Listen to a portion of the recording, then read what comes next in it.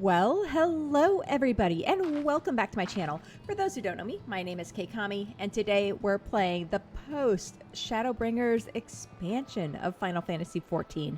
If you're enjoying this video, please don't forget to give it a like, consider subscribing, all of that good stuff. It greatly helps out my channel. So, where are we? In the story, let's see, we came back to Eulmore. We found, oh yeah, spoilers up ahead, by the way.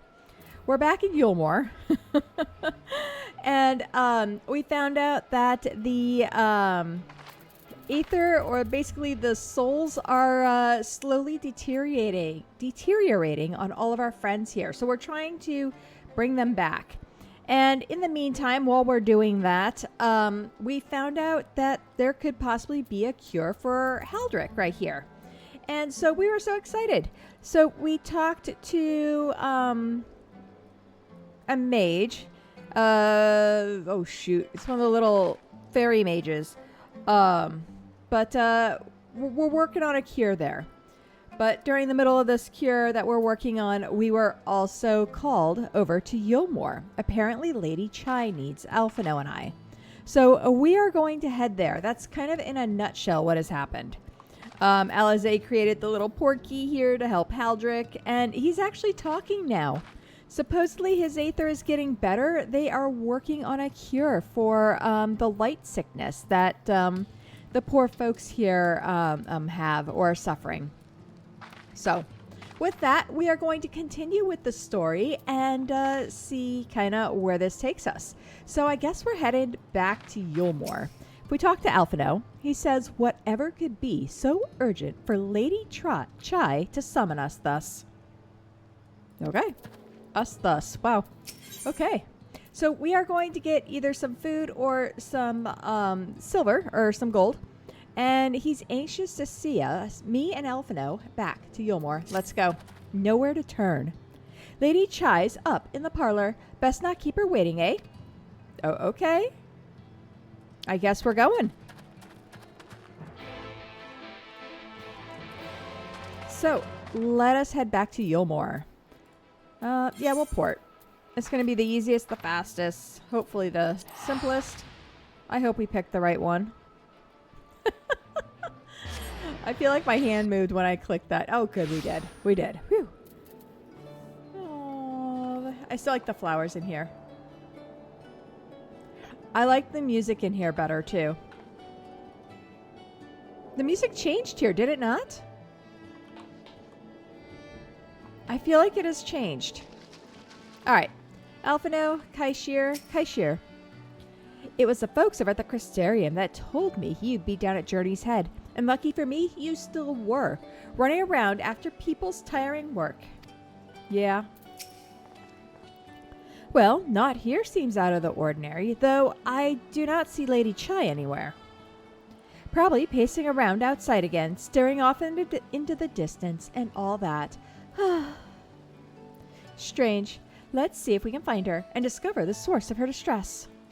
Okay, let's do it. And off we go. Yeah, I do like the... I love the flowers. Yeah, they changed this. I feel like this has changed completely. Right?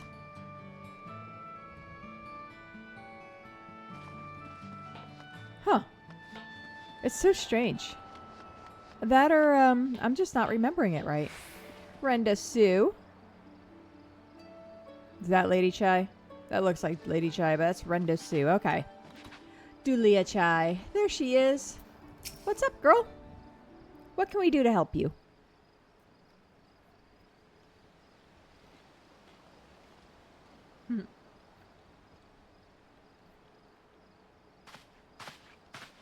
Is it going to be voice acted? Oh, thank heavens you're here. It is. Lady Chai, whatever is the matter? Mm-hmm. I knew not where else to turn. Oh, this is all too much for my poor heart to bear alone. Uh-oh.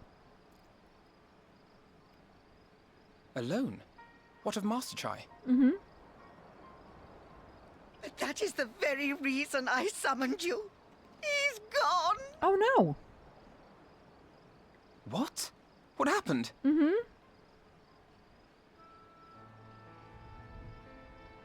It all began after the events at Mount Gulg. With Lord Vorthry out of the way, we all agreed that a new leader must be chosen. Okay. And so you held an election? Yes, well, sort of. Not a single person volunteered to stand, you see. Oh. After a lifetime of leisure, we free citizens have grown somewhat indolent. Readapting to the harsh realities of life is trying enough, but to take charge of a broken city as well? No one wanted such responsibility. Nevertheless, Eulmore could not well do without a leader, and so we decided that anyone and everyone should be considered a candidate. And after we cast our ballots and tallied the votes, the mayorship fell upon my dear husband. Uh-oh. Well, given the manner in which he orchestrated the construction of the giant Talos, none could deny his leadership qualities. True. But even before then, he had proven himself at Daedalus Stoneworks, don't forget. He is more than qualified for the role. The perfect choice. Mm-hmm. Indeed. I told him as much when his victory was first announced. Mm-hmm. Oh, is he having fear? But perhaps I was too forceful in my attempt to encourage him. For shortly after that, he vanished without a word.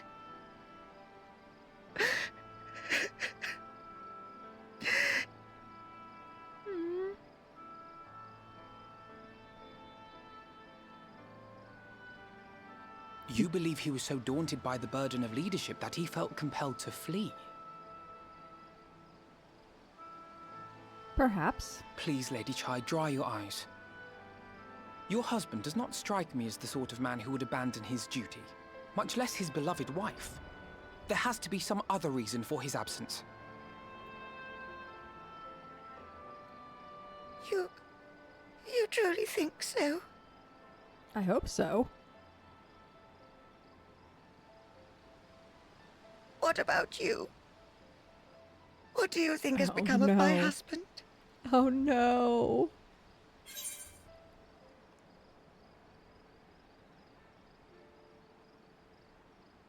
Sorry, but I think he's fled. I love it. I don't know, but whatever it is, he won't have fled. We'll give her some encouragement.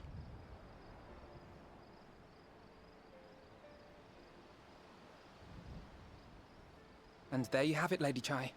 You needn't worry. Master Chai loves you more than all the world, and he will return. Wherever he may have gone, rest assured we will find him. Mm-hmm.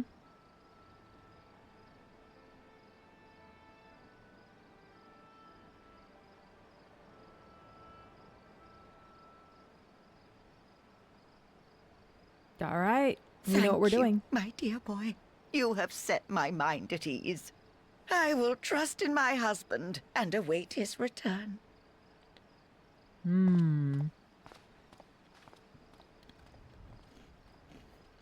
So we are off to find Master Chai. Oh, let's get our gold. Prepayment, right? That's what we'll call it. It's prepayment. Alphino, where do you think he is? Kaishir. You know, Eulmore is nothing like I thought it'd be, but somehow I can't picture going anywhere else. The Chais are a part of it, I suppose. They've been good to me. I only wish there was something more I could do to help them. Alphino? For all his comforting words, Alphino is plainly troubled by Master Chai's sudden disappearance, right? It makes no sense for Master Chai to have left without a word, but even if he had, he would not have done so unobserved. Someone here will have seen something, I am sure of it. We should split up and inquire as to whether anyone saw him leave, or, failing that, if they have any idea where he might have gone. I will meet you at the Glory Gate to compare notes later on. All right, let's do it. Let's figure out where we're going. I think we're headed inside. We're going to ask around. Let's see. Moen, what do you know? Lady Moen. Master Chai? Why, yes, I spoke with him recently, though I recall he was in a rather dour mood. Concerned about Eulmore's neglect of industry, you see. With Lord Vothry's apparently inexhaustible stores a meal, and no great need for money, it's little wonder our businesses were all but forgotten under his rule. But I assured Master Chai that the Boutique of Splendors will do all it can to contribute to the revival of trade here in Eulmore, which seemed to satisfy him. He took his leave soon after. Okay. Your exchange with Moen taught you about the stagnant state of business. Ooh, business is stagnant within Eulmore. Okay. So we got stagnant business. Where else are we headed? In the buttress. I think we want to go down. I think... Where is that? Yeah, down. Making sure we're going to the right spot. And the derelicts. Yeah. Okay. No, where's the... Can I use the lift? Sure. Yes, I do. Let's go. Let's see if this works. Way more convenient, right?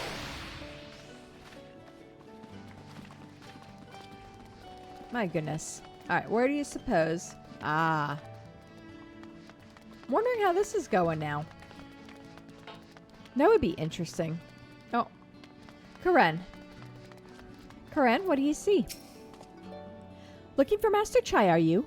Is something amiss? When last I saw him, he seemed ready to collapse from exhaustion. I insisted he rest and catch his breath, and we talked for a while about his concerns over the city defenses, amongst other things. He made more than a few valid points. Many of our men are still recovering after your confrontation with Lord Vothry, and finding General Rajit in a heap in the middle of the plaza shook us all to the core. The man commanded no small amount of loyalty, and some of our longest serving soldiers seemed lost without him. Indeed, a number of them left. Not that we blame you, of course. Without you and yours, we would still be blind to the error of our ways. Anyways, funding permitting, I proposed replenishing our ranks with volunteers from the derelicts and Gate Town. We have a duty to protect not only Eulmore, you see, but the surrounding regions of Calusia as well. And I, for one, would welcome any man or woman willing to take up arms for that cause. Indeed, I told him as much, and he seemed relieved to hear it. It was on that note that we parted ways. He headed outside, as I recall. The perilous state of Eulmore's defenses. So we got a stagnant economy, and Eulmore's defenses aren't very strong right now. Okay. Let's head to the derelicts. I think we're headed this direction. Oh my gosh, we got quests in the derelicts yet. Oh man. Whee! Down we go. I would hope that this would look a little bit better. Unless, like the bad spots outside like Ul'dah, right? But hopefully it'll get better. Hopefully it will get better. Hathembert and Shalette. I like Shalette's outfit. Not gonna lie. I actually don't mind Shalette's outfit. It's kind of cute. Alright. I recall a man fitting that description. Asked to speak with the poor buggers lately come from right. Said he wanted to know the state of things down in the derelicts, and you can be sure we gave him an earful. Lack of food, medicine, clothing, there was plenty to tell. We hunt high and low for whatever we can scavenge, and it's barely enough to fill our bellies. But folk here just don't want to survive, they want to thrive. When he heard that, he started mumbling to himself. Something about finding us work, I think. Oh. Apparently we got nighttime and daytime music. Who knew? Fair play to him, though. Not content with having his ear chewed about the derelicts, he asked about the other settlements and all. After that, I can't really say. Looked like he was headed for Gate Town when I last saw him. Okay, the poor living conditions of Calusia's downtrodden. Alright, so we got the downtrodden, we got the We got the state of the defenses, and we got issues with the economy here. Business is not booming. So things are not looking good for the potential new mayor, right? That's not cool. Poor guys. All right, Alphino, Kaishir, what do you guys got? What did you guys learn? Any luck? I got nowhere myself, but it sounds like Alphino might have. All right, Alphino, what do you got? Ah, there you are. How did you fare? Did you learn anything which might offer a clue as to Master Chai's whereabouts? Yeah, I think he's in the town. We get to hand over all three.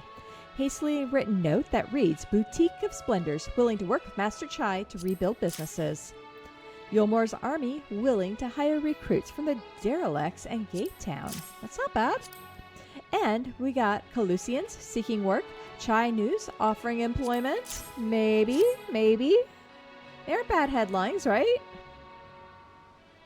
Interesting. He apparently paid a visit to the Queen Bee as well. They discussed the possibility of granting admission to customers from outside Eulmore, an idea to which the proprietor was surprisingly receptive. Sounds like he's got big plans for the place. Eulmore, I mean, not the bee. Perhaps, but the question remains, where did he go after leaving the city? I think he's out in the, yeah, I think I know where he is. Let's see. The furrowed brow. My goodness, furrowed burrow. The furrowed brow Alphino carries considers where best to look next. All we know for certain is that Master Chai has shown great concern not only for Eulmore, but its surrounding settlements. It seems logical, then, that having consulted those within the city walls, he would wish to do the same to those without. Keikami, would you go and make inquiries in right? I shall do likewise in Stilltide. Gate Town, I'll leave to you, Kaishir. Fair enough. Where shall we meet when we finished? Well, Top Rung would seem to be his next most likely destination. Let us reconvene there. With any luck, one of us will have stumbled upon him by then. If not, we shall be well suited to continue our search. All right, we are searching high and low for Master Chai now. And off we go. What do you suppose we will get? I'm wondering. I am wondering.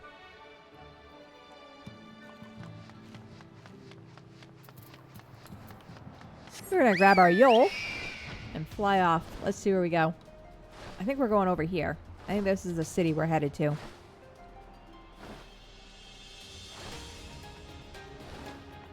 Hopefully it's easy because then we're right there by the lift, right?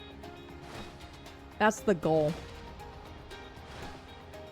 We are heading in the right direction.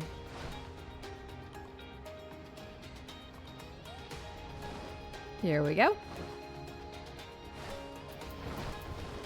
Yep. Let's see what we get over here.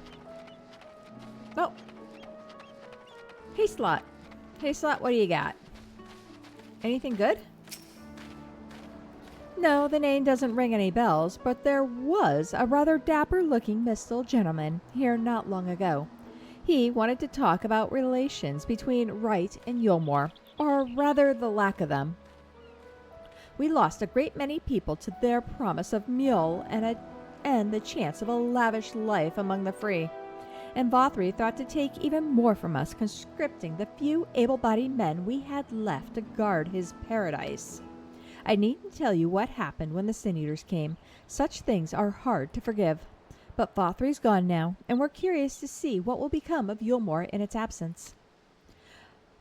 That's what I told your friend Chai News, was it? And I'm sure the others said the same. Not what he wanted to hear, I suppose, because he left soon after, and that was that. Okay. All right. Let's go find Alphino. I still like this little town. I think this little town here is quite cute. Let's head over.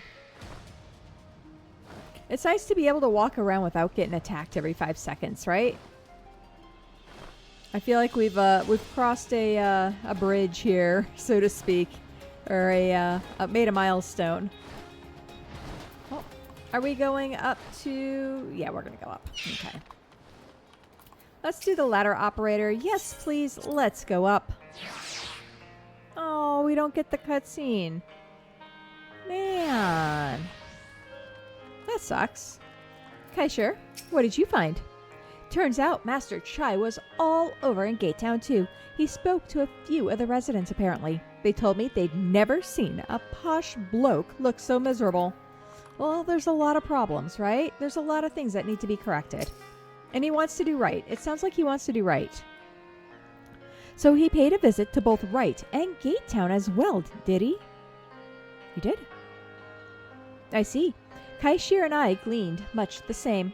He seems determined to salvage what goodwill might yet remain among the settlements of Calusia. The only likely place he has left to go being Amity. Come, if we are quick, we may yet catch up with him. Let's go see what he has to say.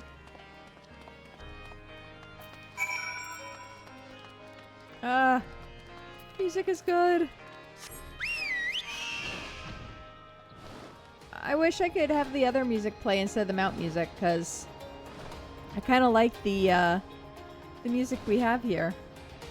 Sometimes it's nice to have the change, but man, I'm missing the music of the area, of the zones, because I really like the music here. Yeah, this is a good song. Oh, there's Chai. We found him. Surprisingly enough, we actually found him. Is he gonna talk? Nope. I think it's us. Yeah? Keikami, Alphino, Kaishir, what are you doing here? We might ask you the same, Master Chai. We've been looking all over for you. Looking for me? Whatever for? Lady Chai has been nigh inconsolable in your absence. She claims you disappeared without so much as a word, and bade us return you to her side. What in blazes are you talking about? I left a letter for her in our chambers. Though I suppose she could have overlooked it, and when she gets an idea into her head, I can only apologize. No harm done, Master Chai, but since we are here, might I ask what compelled you to come all this way? We were told you had been elected mayor, and from what we have gathered from the nearby villages, you have been inquiring about the people's grievances. Is it safe to assume you mean to take office? Now, let's not jump to conclusions. I did seek to learn about the problems faced by the people of Calusia, that much is true. But I am by no means sure I am the man to solve them. Tackling our many challenges will require resources, and until I have secured them, it would not be right to assume the role of mayor. I see. And you believe said resources can be found here? Indeed. The people's grievances are many, but in the course of my inquiries, I have already met with several individuals willing to lend their aid in addressing them. However, there remains one individual crucial to my plans, a man whose counsel might yet make a mayor of me. With respect, such forethought is, in itself, proof of your suitability. The city needs you, Master Chai, and I'm certain this man of whom you speak, whoever he may be, will reach the same conclusion. For what little it is worth, we will vouch for you should he require convincing. I think it's Alphino. Whatever you need, you can count on us. We'll say that. Count on us. Right? I don't know what to say. You don't need to say anything. You've got your actions to speak for you. For as long as I can remember, all I ever wanted was to make it into Eulmore. But that dream's gone now, burst like a bubble, or a boil more like it. Anyway, outside of repaying Master Alphino, I hadn't a clue what to do with myself. Spent most days in a haze. But you've been running up and down trying to find a way to fix this mess for everyone. And I reckon you can do it. You got this lot up Mount Gloog, didn't you? How hard could marrying be? You're going to steer Eulmore to a better future. I know it. And I want to help, properly help, do something that makes a difference. I don't know what it is yet, but I'll work it out on the way. If you let me come with you, that is. Vice Mayor? Assistant Mayor? You give me entirely too much credit, the lot of you. But I can't deny it gives me heart. Come then, let us press on together. All right, let's do it. Thank you, Master Chai. But we mustn't get ahead of ourselves.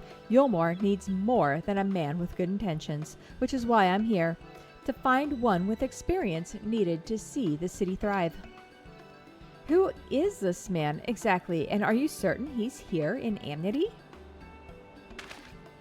Rendon is his name, and yes, he is. Or was. I'd scarcely begun to explain myself when he decided his time was better spent elsewhere. He served as chief advisory to Vothry's father when he was in office. If Rajit was the mayor's right hand, one might say Rendon was the left, and between them they kept Eulmore on the road to prosperity. The city needs more than a mere man of business, which is why I must find him. But even if you do, what makes you think he will listen? Before giving chase, it might not be wise to speak with those who know him here in Amity. They may be able to shed some light on his reason for rejecting your overtures out of hand. Okay. Yeah, I suppose that makes sense. Perhaps we should start with Tristal then. As I recall, you made a favorable impression on him. I'm certain he would be willing to talk to us. Let's do it. Let's talk to Tristal.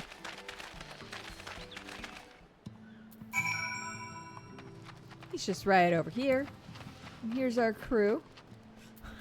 Walmart. I have read that as Walmart at first. It took me a minute. I'm like, what? Oh man. I realize it was me who suggested speaking with Tristal, but who's to say he'll be any more receptive than Rendon? Why should any of them give me the time of day? Bah, there's no way to think. Ignore me. According to Master Chai, this Rendon fellow occupied a position of considerable influence in the Eulmorian leadership, which begs the question, why did he choose to leave? I reckon Eulmore could learn a thing or two from Amity about standing on its own 2 feet. Then again, so could I. Tristal? Greetings, friend, and to you, Master Chai. I presume you're here to ask after Rendon. I couldn't help overhearing your earlier exchange. Well, yes, with Vothry gone, Eulmore wants for a leader. Should no one rise to the challenge, the city could very well collapse. I came here seeking Rendon's counsel in the hopes that we could build a better Eulmore together. And that is still my wish. But given how abominably you were mistreated there, I will quite understand if you chose not to help. Worry not, Master Chai. I bear no grudge against you or the people of Eulmore, and I would not see you suffer for Vothry's villainy. As you no doubt gathered from your meeting earlier, Rendon can be rather uncompromising. He has his principles, you see, and little patience for anyone he deems less committed to their own.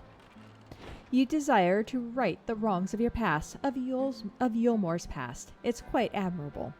But I fear the guilt you bear on the city's behalf works against you. I can see it in your eyes, in the way you carry yourself. It goes without saying he sees it as well. You must let those feelings go, Master Chai. Be more assertive, commit to this course, and prove to him Eulmore has the resolve to change. The resolve to change. I believe he was heading towards Pit 8 when he left. If you plan to go and speak with him, I suggest you be firm and clear in your intentions. Okay? Very well. To Pit 8 we shall go, and I will not take no for an answer. Nay, not even a maybe. All right, off we go. Tristal? Despite our previous artistic differences, I do believe Master Chai means what he says, but until he starts believing it, I fear it won't amount to an awful lot. That's right. He was the painter that he kicked over the edge, right? Oh, man. Oh, man. All right, to Pit 8. Let's grab a Eul. And let's see where we can how do we get there? I think it's gonna be right. Is that right here? Maybe? Yep. I think it is, actually. Brendan, what you doing here, bud? Oh, why does that look like a, something sad? Brendan? What do we got?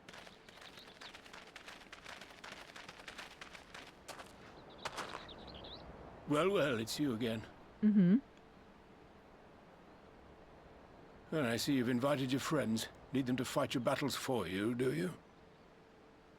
Not necessarily. No, I didn't invite them, as it happens. Though they are indeed my friends. Well, not only mine, but every true Eulmoreans. They are the ones who awakened us to the truth, to Lord Vorthry's villainy. The famous warriors of darkness. Mm-hmm. That's us. Are they now? Mm-hmm. Yes, they are. It would be no exaggeration to call them our saviors. We owe much and more to their kindness, but we cannot depend on that kindness forever. To do so would be a little different from entrusting our affairs to Lord Vorthry. Nay, we must learn to stand on our own 2 feet. And Okay. I would have them present to witness my attempt. All right. Hear, hear, Master Chai. Mm-hmm. Here, here. Your sentiments are admirable. Yet admirable sentiments do not a nation make. In my capacity as advisor, I once strove to build a better Eulmore. Gave honest counsel to my superiors, drafted laws for the benefit of one and all. But in time, my values fell out of favor. There was no need for them in this paradise Vorthry was creating. And so I left my homeland behind. Gotcha. But you, Chai News, you were content to wallow in indolence under Vorthry's auspices. And so I cannot help but ask myself what manner of nation you intend to build.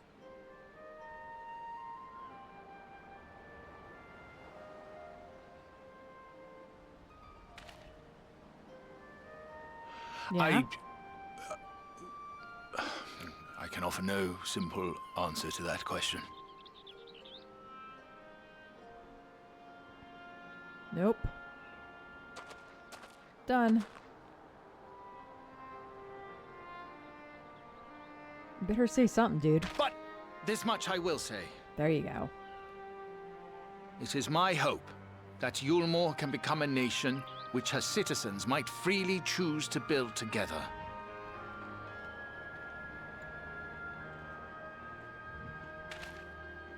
A great many people, myself included, flocked to Eulmore seeking sanctuary. The alternative being to live in fear and die in pain. It seemed an easy choice. And sanctuary we found. As much food and drink as we could ever want. Secured at the cost of the surrounding villages. Little wonder the people gathered at our doorstep, begging to work among the bonded. The free were blind to it all, of course. Content to, as you say, wallow in indolence. In ignorance. Were I mayor, I would first take stock of the city's resources and see that they were assigned equitably. Our days of reckless consumption are behind us. Okay. The distinction between free and bonded died with Vorthry. The needs of rich and poor alike must be considered if our nation is to survive. To which end I would take steps to secure channels for supplies, rekindle relations with nearby settlements, who re-establish industry, reach out to neighboring nations, and the list goes on and on.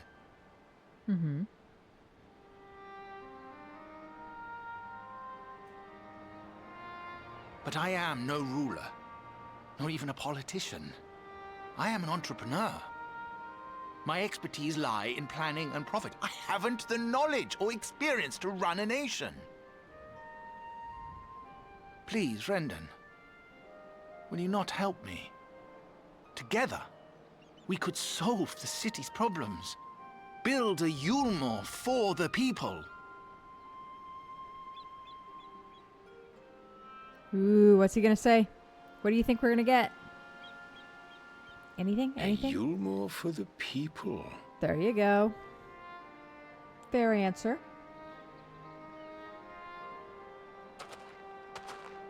I rather like the sound of that. Okay.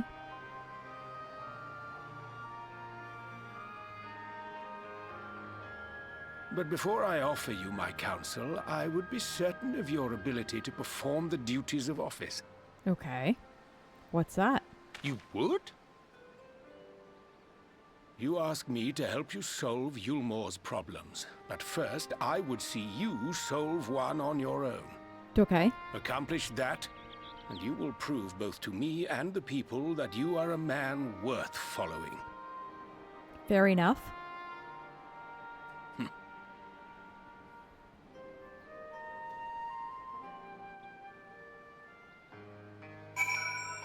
All right, Chai. We did it. We did it. Rendon, it remains to be seen if his words will translate into deeds, but I shall endeavor to keep an open mind. All right? People cannot be brought together on the strength of high ideals alone. This I know from painful experience. Rendon was right to demand proof of Master Chai's commitment. Imagine it, a Eulmore that even a bloke like me could help to build. I think it'd be great, right? For the people. Ahem. Right then. There is a particular issue you would have me resolve. Is there a particular issue? Let's see. Yes, there is, apparently. You seem to have concluded an assessment of the problems Eulmore now faces. I assume you will agree, therefore, that the matter of dwindling food stores is the most pressing. Yes. Meal being neither a desirable nor less sustainable option, I assume alternative foodstuffs are now required to fill the void. And a man who hungers is not like to contribute much to society, save violence, perhaps. So tell me, how do you propose to solve this problem? Give me a satisfactory answer, and I will consider offering you my counsel. Okay, what's he going to say? Don't look at me. Uh-oh, we have solved the food problem. Let's see what we get. A combination of measures would seem to be in order. One to address the immediate issue of supply, and another that of production. Go on. For the present, Eulmore's coffers can be used to purchase food from our neighbors. This would afford us time to address the underlying problem that affects us all, the long-standing neglect of agriculture. The villages that once served as sources of trade for foodstuffs must be repopulated, their means of production restored. This assumes, of course, that we can rekindle relations with our neighbors, guarantee security and stability in the region, and most importantly, find people willing to leave the city and take up the rebuilding effort. My. Think of that all by yourself, did you? Well, yes. It began as a rather abstract plan I drafted some time ago, after speaking with the peoples of Eulmore and the nearby settlements. You've impressed me, Chai News. I have? Well, that is a relief. Oh, you haven't secured my support just yet. Only my attention. Grand plans will not be enough to persuade the masses. If you would ask them to rebuild, you must provide them the means to do so. A fair point, Rendon, and one to which I have given much thought. I propose the use of Talos to aid in the establishment and maintenance of these settlements. Their employment should drastically improve efficiency and ultimately increase production. Okay. Talos. But Daedalus Stoneworks closed their doors years ago. Without a ready supply of the necessary equipment, the people would starve before your plan could be put into effect. Well, As the heir to Daedalus stonework, it just so happens that Talos are my field of expertise. And with a little help, I'm quite certain we can acquire what we need in no time at all. All right, let's do it. What do we need? Oh, he's looking at us. Oh man, we know we're getting roped in. Here we go. All right.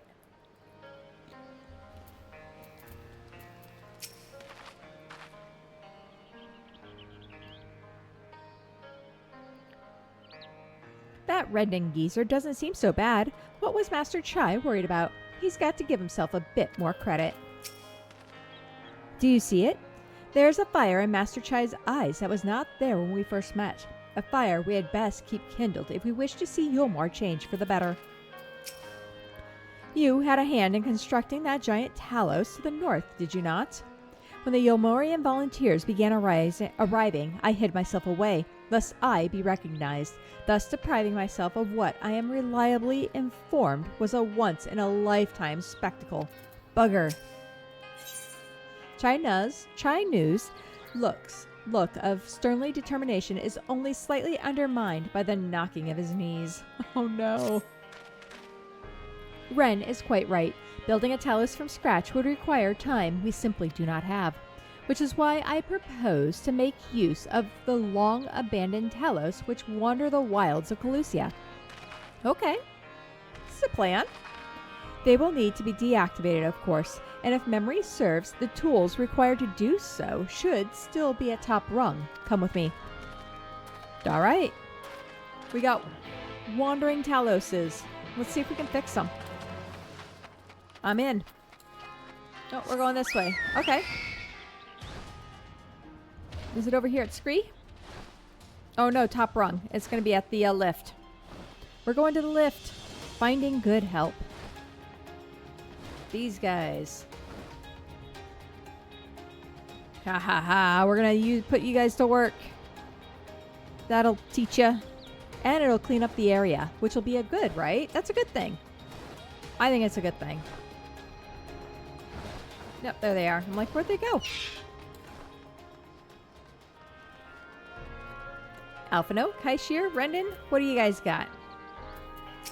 Let's see what he's going to do. I'm excited. Aha! The old memory hasn't let me down. This chest contains canisters filled with a dashingly potent insulating powder capable of halting the flow of aether in a Talos. We need only get within throwing distance of one and let fly. Thus disabling them without damaging them. Ingenious.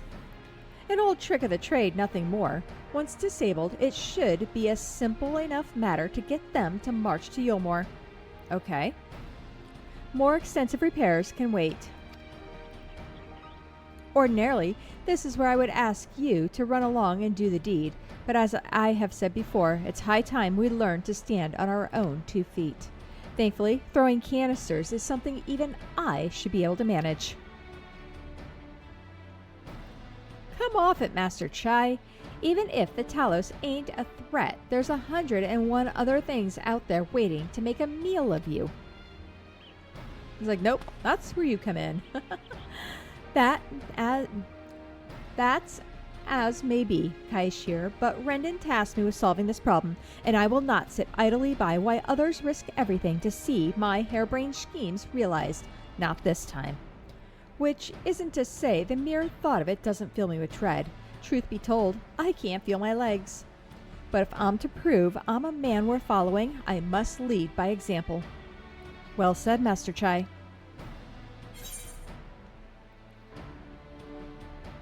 Hear, hear. All right, but if there's any trouble, we call it off. Hear, hear. All right. Why did it look like we were volunteering ourselves for protection duty, right? It kind of looked that way, didn't it? Yes, well, it should go without saying that I have no intention of dying for this. I've always preferred living to see the fruits of my labors. And to make sure I do, I will require your help. See, I told you we were getting volunteered. It is, as Kaishir says, these lands are dangerous if one is not careful. I would ask you to use my spyglass to look out for any beast that could get in the way of my work. I will also need you to alert me when it's safe to subdue the Talos. Understood? Alright, I guess we're getting a spyglass. Here we go. Good then. Let's be off to the quick way. To the quick way through the north gate and see if we can't find a suitable vantage point for you. Okay, where's the quick way? I haven't heard that term. Shoot, where are we going? Where do you think we're going, guys? This could be interesting. Oh, never mind, we're just right here. What are we doing? Alright, nothing to worry about. Just a simple matter of sneaking up on the Talos while avoiding the slavering, bloodthirsty beast lurking behind every rock. Child's play. When you're ready, let us begin. Either Master Chai's off his nut, or this means more to him than he's letting on. It means a lot to him, I think. There is little point in both of us shouting instructions. Keep him safe, Keikami. When he first arrived, I could barely hear him over the knocking of his knees. And now this. I'm not sure what's gotten into him, but whatever it is, I like it. Let's do it. We're going to keep a lookout for danger and alert Chai-Nuns when it is safe to incapacitate the Talos. You may move the spyglass. Okay, zoom out and point the spyglass at Chai-Nuns. Give him the signal to sneak. Okay. Keep a lookout for danger. We got to alert him when it's safe. Let's see if we can do this. Sheer curiosity, right? Sheer curiosity. I must be careful. Perhaps it's best to approach from the rear. Okay. Drag. Rotate the camera. Okay. Nope, nope, nope. Wait. Turn around. Wait for me to turn around. Turn around, you stupid Talos. Go. Do, do, do, do, do, do. Boop, boop, boop, boop, boop, boop, boop, boop. Yeah, get him. Yeah, he's huge. Come on. Yeah, there you go. Disabled. I did it. I did it. Let's move on to another Talos, shall we? You threw the powder. Uh-oh, he's got friends. Curses. It's not alone. Alright, they're gone. Is he gonna turn around? Go! Quick, quick, quick. Go, go, go, go.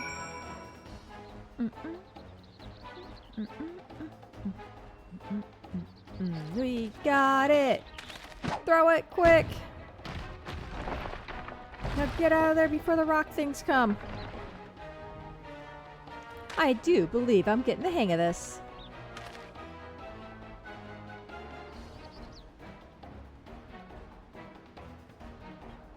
You may leave the next one to me, Keikami. Uh-oh. We might be fighting.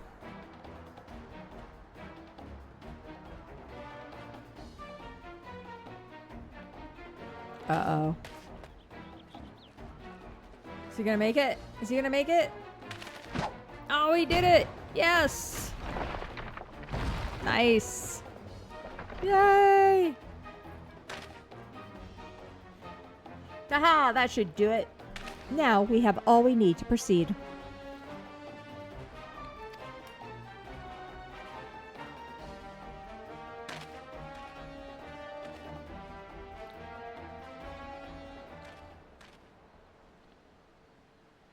All right.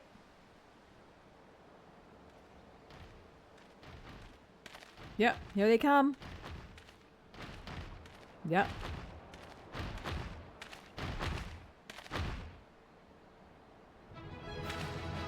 Yeah. He did it.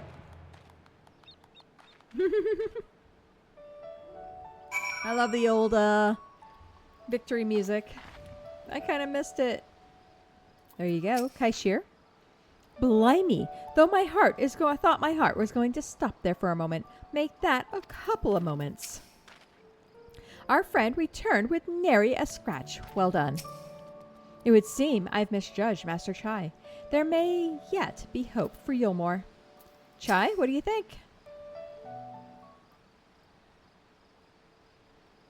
Did we do it? Oops. I can scarcely believe it. It was a reckless, foolish plan, but somehow it worked. I thought it was a great idea. I did it!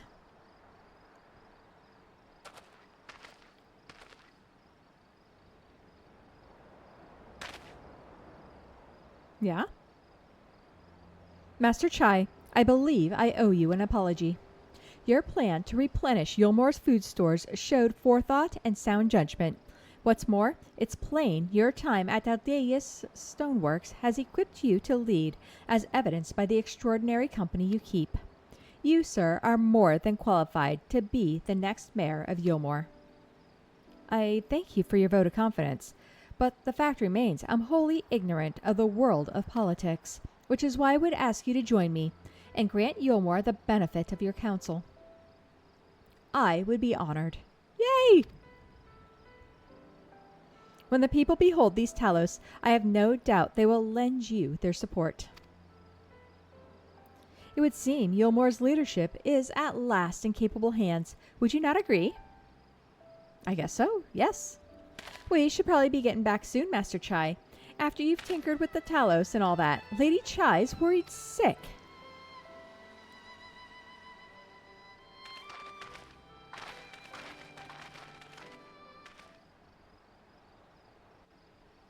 Yay! Uh-oh. Oh, we're going down the lift. I'm like, what are we fighting all of a sudden? I got worried there for a hot minute. Yeah, we got Talos. Right then. Form a line and make for Eulmore. Uh-oh. You're gonna scare the people.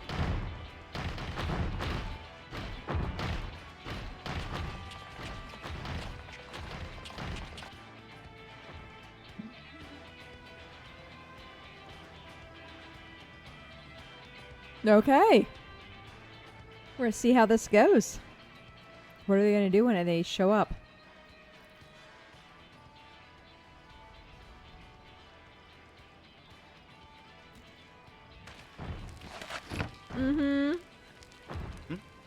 What's that noise? Right. Watch his eyes go really big. Wicked White! Runaway Talos! Call the guard!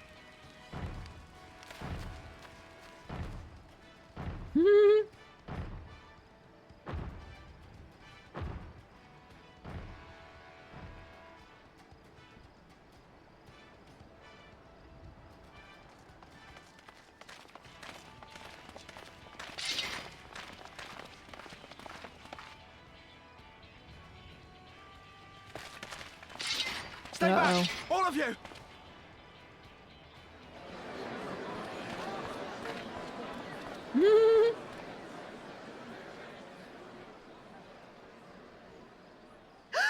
Is that?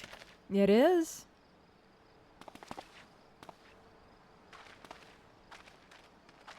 Darling, you're back.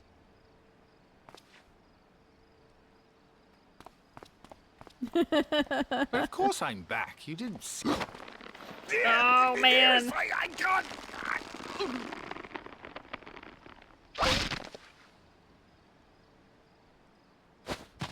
Uh-oh. Oh, oh dear.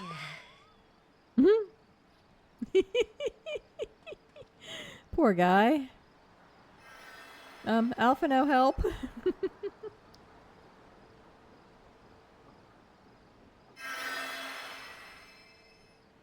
Oh, thank you. I'm sorry, my darling. It's just the sight of you filled me with such joy, I couldn't help myself. Poor guy. Oh, no, it's all right, dear. I should have just come out and said what it was I was intending instead of entrusting the task to a hastily scribbled letter. Does that mean you'll do it? Well, I'm here, aren't I? I mean, not that my absence signified any unwillingness, you understand? Oh, no, naught could be further from the truth. I only left to enlist the aid of the former mayor's senior advisor. All right. And we got him. And now that I have it, I believe I am ready to take office. Let's do it. Oh, how wonderful!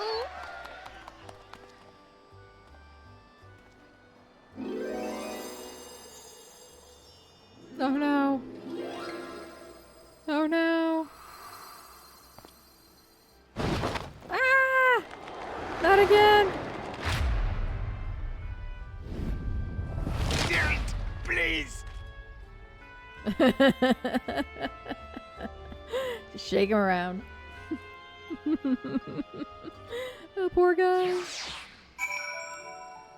Oh, what a fun couple. What a really fun couple. My goodness. Poor guy. Kaishir? Sorry I wasn't much help. Still, seeing Master Chai go after those talos was something, inspiring stuff. I dare say the future of Eulmore has never looked brighter. I'm fine. I just need a moment.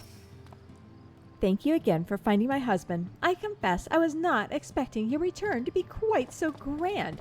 That dear sweet man, he is going to make the most wonderful mayor. I just know it. That was quite a reception. One Master Chai will struggle to forget. More seriously, the arrival of the Talos has seized the public's attention. Once word has spread around Eulmore, it will be that much simpler to gather one and all so that Master Chai can make his inaugural address. All right. Let's do it. Pain and Pleasure Orchestra Roll. Oh, despite the butterflies in his stomach, Chai Noons is prepared to address the masses. Let's see. What are we going to get? Let's do it. No need to fret, Keikami.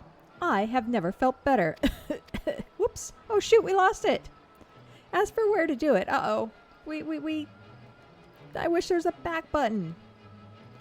Oh, no. He needs to do his inaugural address. Okay, I think that's something close to what he said.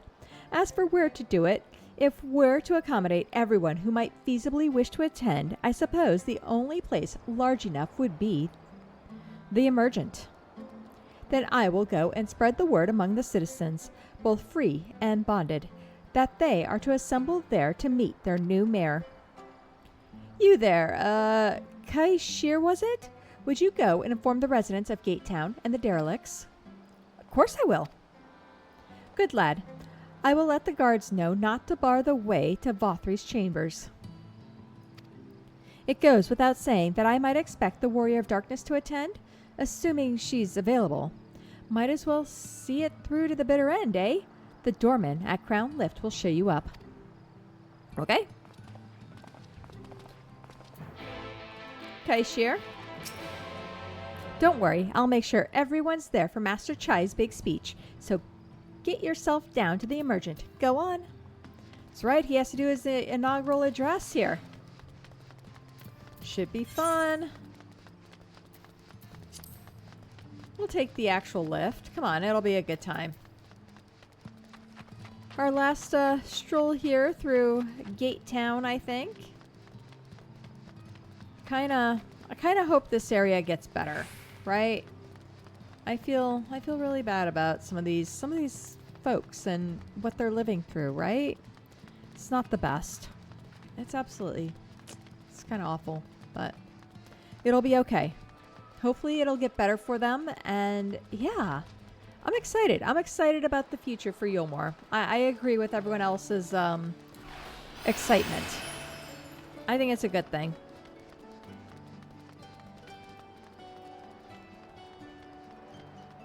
Salmash? Nope.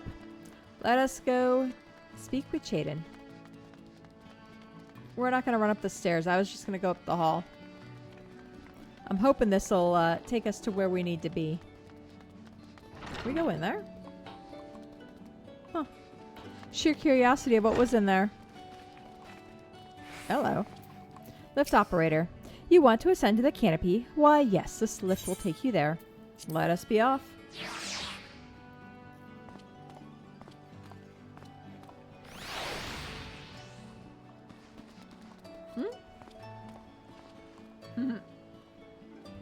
Now we need to speak with Chiden. Here we go. That made it simple, right? Ah, yes. Master Chai told us to expect you. The Emergent is already filling up with people of all persuasions, free and bonded, citizens and non-citizens. But for you, our guests of honor, we have reserved a place at the front. Right this way, miss. Here we go. Let's hope it's a good meeting, right? Fingers crossed. You can do it.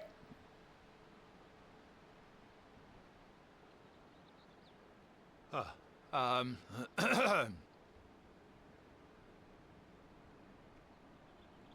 on. Go on, dear. You can do it.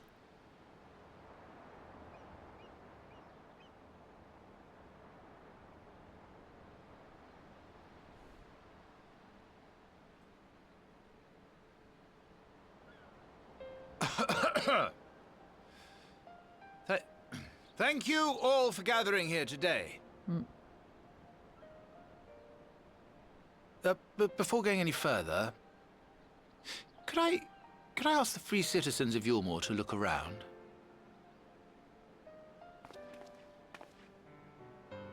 Mm-hmm. 'Tis a sight none of us would ever have seen under Lord Forthry's rule. Not only do we stand in the familiar presence of those we once called the Bonded, but today we welcome the peoples of the Derelicts and Gate Town too.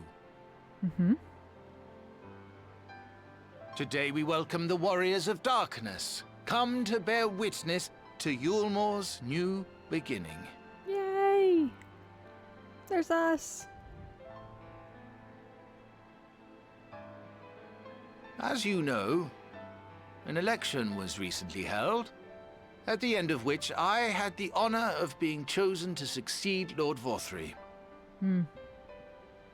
You placed great faith in me, and I promise to do my utmost to live up to your expectations, and I will seek always to carry out the duties of this office with integrity and fairness.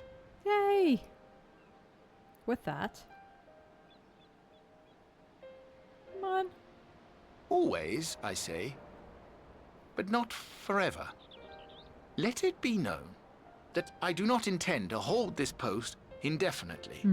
I consider myself but an acting mayor, who will serve only for the interim, while Eulmore is reshaped according to a new set of values. Okay. That sounds good. All right.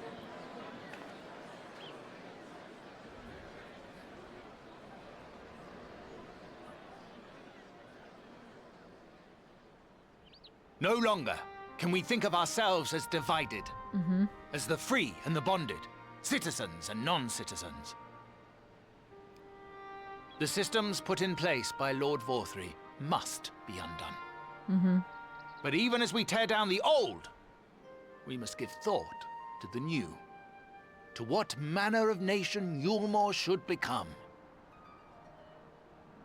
Whatever the answer may be, it cannot be decided by one man alone. And so I propose that an open forum be held, that we might all discuss how best to strive towards a better future. However, there can be no talk of the morrow unless we first address the issues of today. Correct.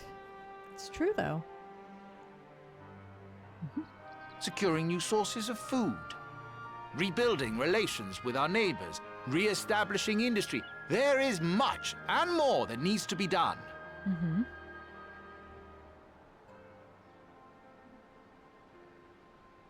Too much for a mere man of business.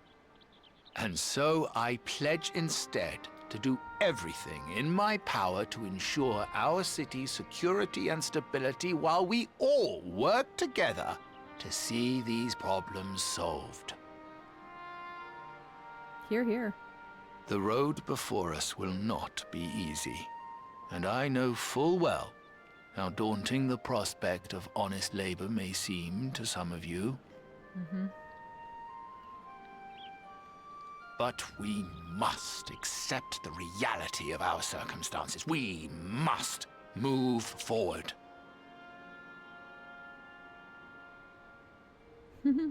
This much we owe to ourselves and to the brave heroes who risked their lives to bring back the night. Once we have shored up our city's foundations and regained some semblance of normality, let us reconvene to speak of the future. Okay. Until then, I humbly ask that you lend me and each other your strength. For Eulmore! Yay! How are they gonna take it? Come on, guys. Yay!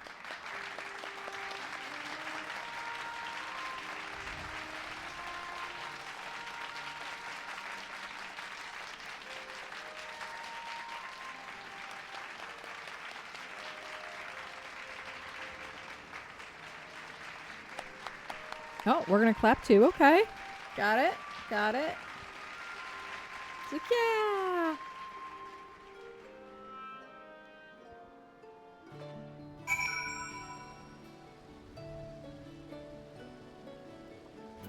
Well, what do you suppose they'll have to say? Kaishir? Seeing everyone come together like that, it was beautiful, that was. Now our work can begin in earnest. I very much look forward to seeing this Eulmore for the people. Wasn't he simply wonderful, seeing him take charge of the room as he did? Oh, it reminds me why I fell for him in the first place. The city of final pleasures. They used to call this place back when the world was ending, but now I hope it will become the city of new endeavors. Alphino, what do you think? What do we got?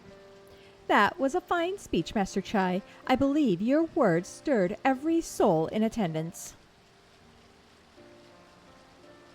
Stirred them to action, I hope. If I have learned anything from all of this, it is that change begins with the individual. 'Tis but a matter of finding the strength to take the first step. It's true. Assuming my fellow Eulmorians can, it shall be my honor and privilege to help them walk this road we have chosen. But we must not forget the individuals who have made all of these changes possible.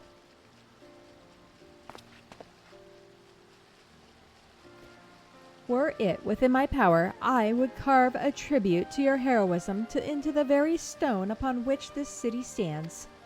Aww. May not be a good idea, but aww.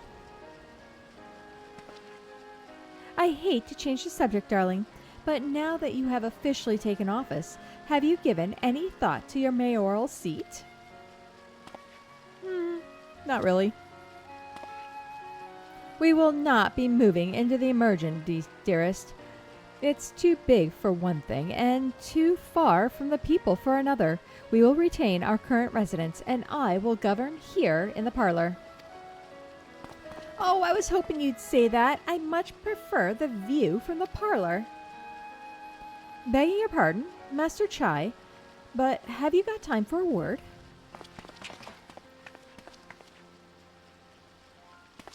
Yeah? Yes, of course. Hathen, bet? Aye, that's me. I liked your speech, but there's folk outside these walls as don't even have enough food to last till tomorrow, and more who are counting their crumbs. If ye've a plan to change that, I want to help set things in motion.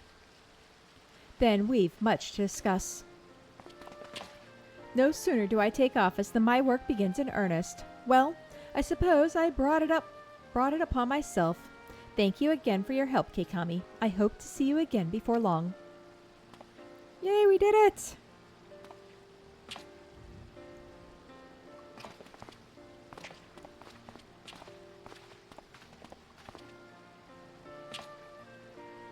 Yeah?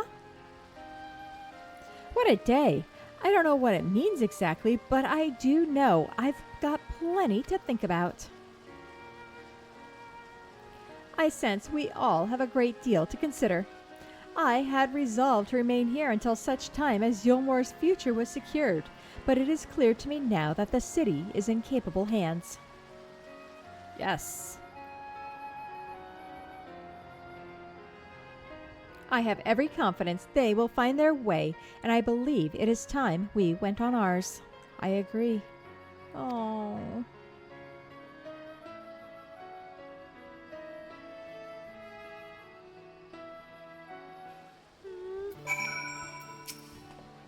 With Master Chai at the helm, if only for the interim, I believe I can bid farewell to Eulmore and return to the source with no regrets. Good. That's important, right? No, I didn't mean for that to shake as much. So Alphino's leaving too, is he? Seems like everyone's moving on. Everything's changing. I've been thinking about what I should do in all this. Like I told you, I spent most of my life dreaming about living here with my friends in paradise. That paradise is gone, but something better's taken its place, and I reckon I want to be a part of it. This Eulmore for the people Master Chai's been going on about ain't gonna build itself after all. Not that I'm much of a builder. Me and my friends will find a way here to make a difference, though. Help keep things changing for the better. A far nobler dream than the one to which you clung before.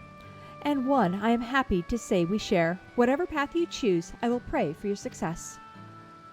Well, when you put it like that, there's no going back now, is there?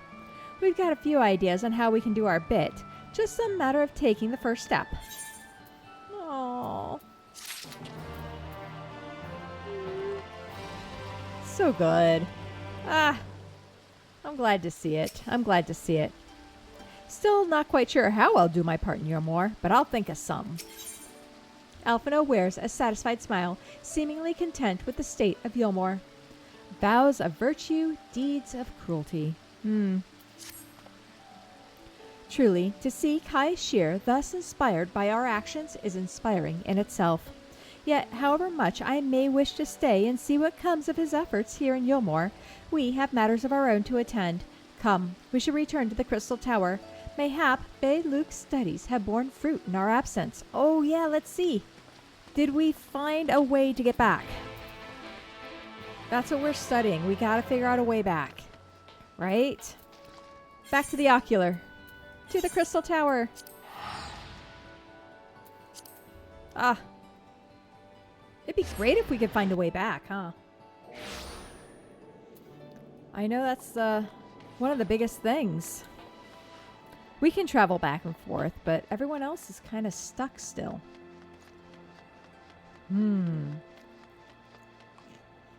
That is not the direction we wanted to go either, huh?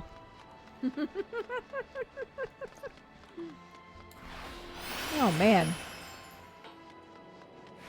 I keep thinking this is water. That's okay. That's okay. And we got a bunch of these other... We got a bunch of quests in here we got to finish up, too. But that's okay. We'll get there. It's only a matter of time, right?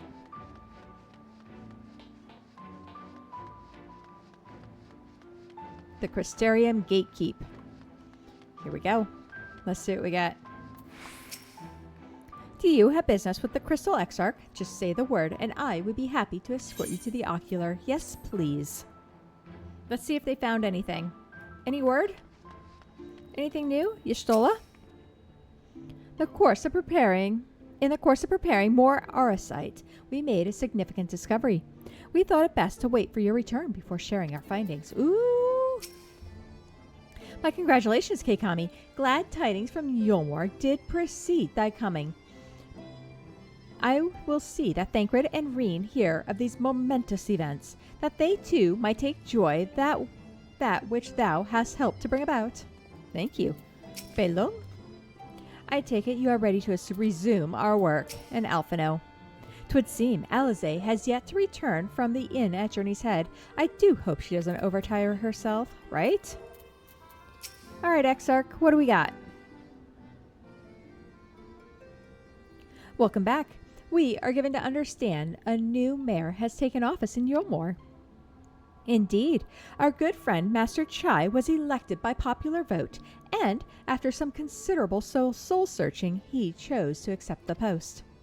It is a shame you weren't able to attend his inaugural speech, though I have no doubt you will see more of him in the future. But tell me, how fared you in preparing the White Auracite?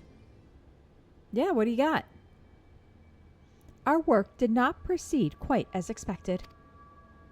In your absence, we had a frank discussion on the principles of soul transference, and concluded at length that White Auracite was ill-suited for our purposes. But, Urianger, did you not say that, compared to the massy soul of an Ascian, the stone could house one of ours with ease? That I did, and armed as we are with Bay-Luke's invaluable insight, 'twould indeed prove a trifling matter, were we to disregard the inevitable link twixt mind and soul. Okay. A link which would, we did belatedly realize, be weakened most perilously in the process of rendering our souls dormant, as Auracite doth require. Oh. Thus, the shedding of these fleshy simulacra and the surfeit of aether which compriseth them would in all likelihood deprive us of our psyches as well. It would theoretically be possible to channel your minds into the Auracite instead, but we would more likely sacrifice your souls in the process. Which is why we have abandoned that plan and instead devoted our time to finding a means by which mind and soul might be transported together. Then we are no closer to a solution than when we first began. It is a vexing conundrum indeed, but one for which the Crystal Exarch has posted a most intriguing solution. Okay. When our discussions turned to the transference of memories and the psyche, I could not help but be reminded of a technique with which I have personal experience. Keikami, do you recall what we learned of my eyes from our encounter with Daga and Unye? That they're... Yeah, because they had a whole bunch of clones, and the eyes were part of the bloodline. Are we talking bloodlines?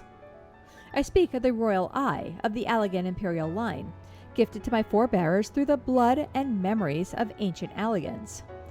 It is by this gift that I am able to control the Crystal Tower. Right, the eye. It's, yeah, genetics, right? If we were to gain an understanding of the technology by which the Allegans were able to accomplish this transference, perhaps we could keep mind and soul together. Imagine, if you will, a device like unto a soul crystal, replete not only with our worldly memories, but also the bountiful energies of the soul. A soul crystal. That is our current avenue of investigation, and we will follow it wheresoever it leads. Okay. While we are thus engaged, I think it best that Keikami return to the source and inform Kryl and the others of our findings. Agreed. I imagine Tataru will be relieved to hear we've made progress of a sort. Then I would beg leave to relay our findings unto Thancred and Reen, and to assist where I may in their investigation of the empty.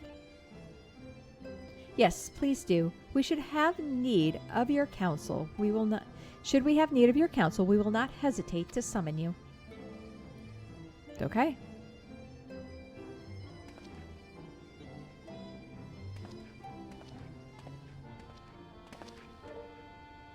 Give our regards to Tataru, won't you? Of course we will. We got this. All right, so let's go speak with Tataru and Mordona. Whew. Let's see how this goes. What do you think she's going to say? How long have we been away? Was it all like 5 minutes? Probably.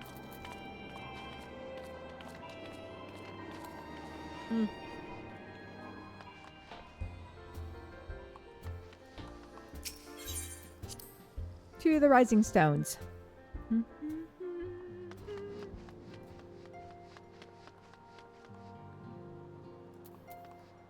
Tataru, what do you think? Keikami, you're back!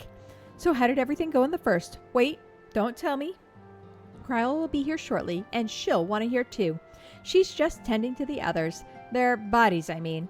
Gods, I don't think I'll ever get used to saying that. Anyways, can you tell us everything you can tell us everything the moment she gets here. Upon speaking with Tataru, several cutscenes will play. Alright, here we go. Are we gonna wait? Yes, let's do it. What are we gonna get? Kryl, what do you got? Sorry to keep you waiting. I've carried out the treatment as per Master Matoya's instructions. It should slow the destabilization of their corporeal ether quite significantly. That's good. But tell me, how fare our friends in the first?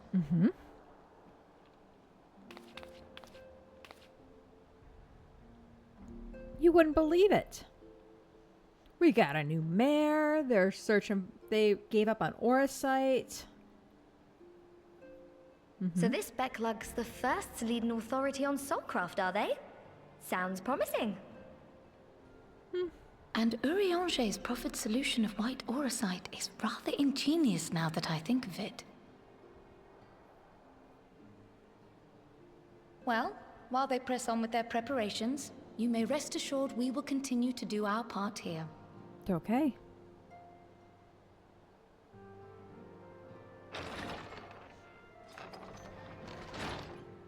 Oh, you're back. Hello. We get to see Estinian again. We haven't seen him in forever. Yay!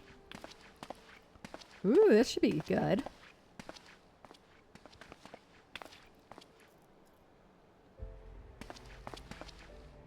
And none the worse for wear, I see.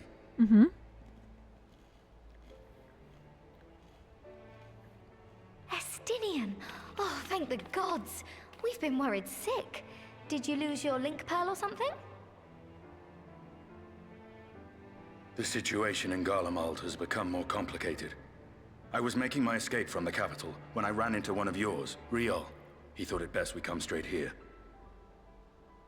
You didn't answer the question. More complicated how?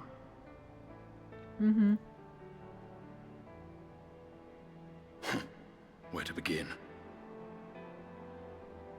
After entering the Empire via Razat Han, I went about my mission of investigating Black Rose. It was then, inside a provincial factory, that I encountered the one who styles himself Shadow Hunter, Gaius Baelsar. Okay. Our goals being apparently aligned, we joined forces and ventured on into the heart of the capital, to the very Imperial Palace itself.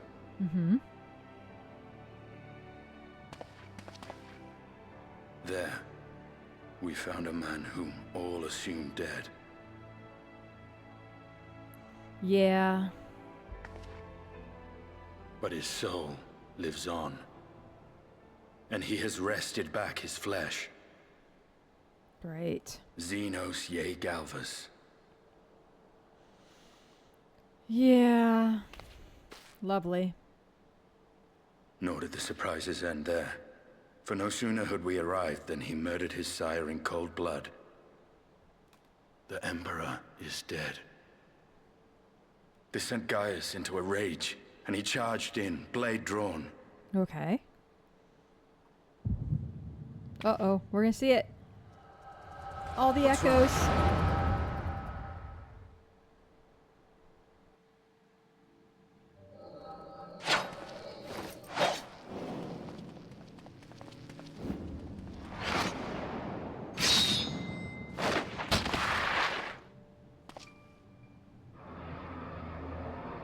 Mm-hmm. Come on, you know he's half Ascian. I've seen him in action. His body, at least. You will not best him alone. True. Nay, death will not come easy to that thing. If you would join me, then by all means. For what good will it do? For what good it will do. Okay.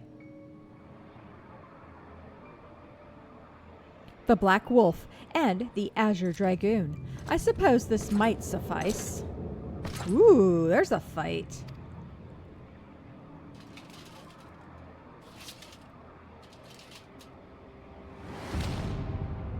Shoot. Come then. Who are we playing as? Who do you think? Are we gonna play as Gaius, or are we gonna play as Estinian? Ooh. Wow.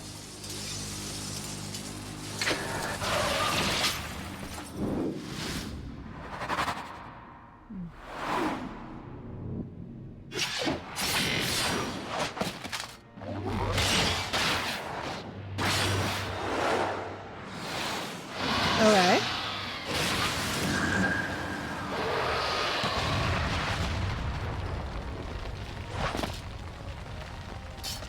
Okay. Ah, the simple pleasure of one's own flesh. Truly, there is no place like home.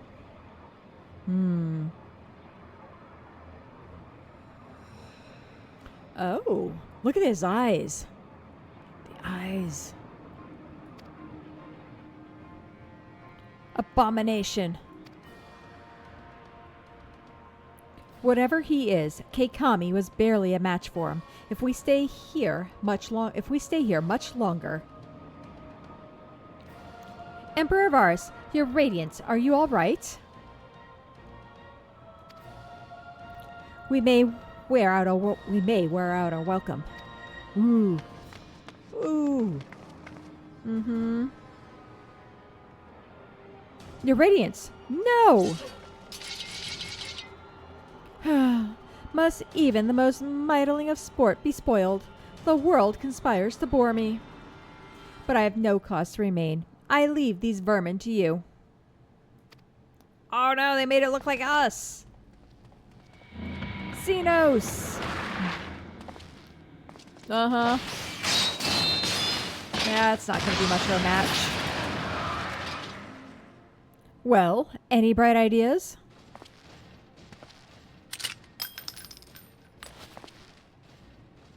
Just one. Okay. No.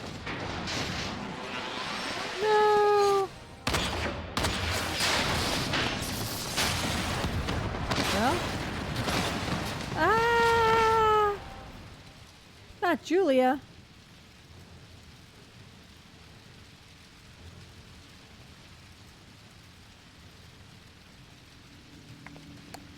Your radiance. These are all named. The intruders have taken flight. I repeat, the intruders have taken flight. Deploy all available Magitech armor. We cannot let them escape.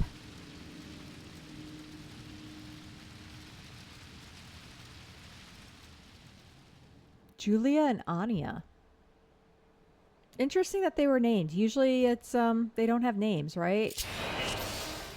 Oh, and we are going to play as Estinian. I knew it. Torment. Oh, well, I guess we're going. We have a thrust. All right.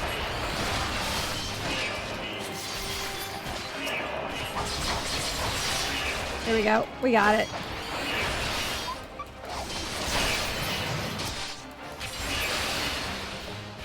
All right, guys, let's do this.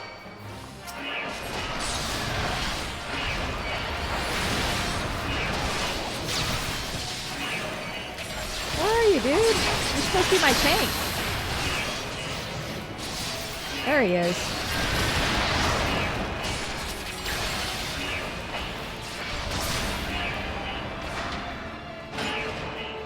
My goodness.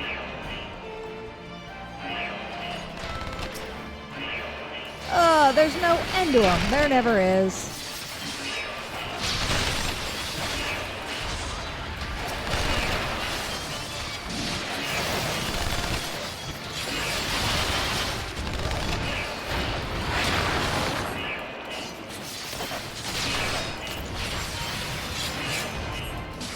How many more are there? Here. Boom, done.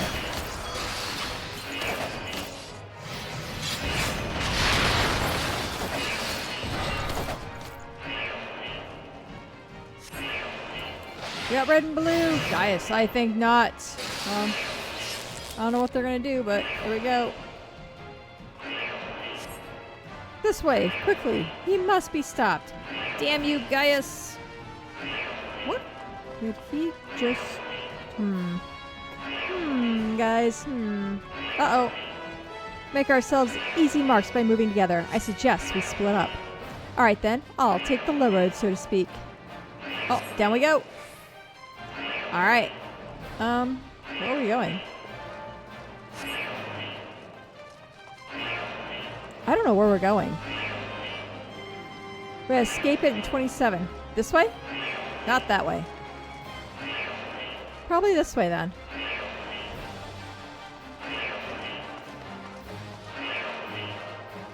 Perhaps? I feel like we're going backwards.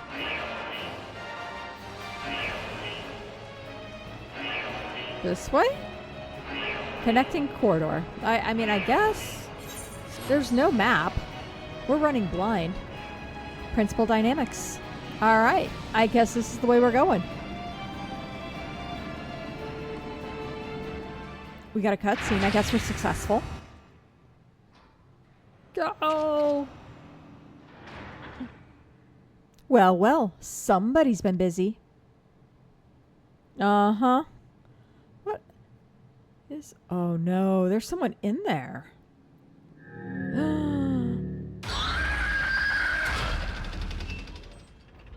Oh. Oh my gosh. Arc Ultima. And you would bar my way, would you? So be it. What is this thing? Come, Nidhogg, lend me your strength.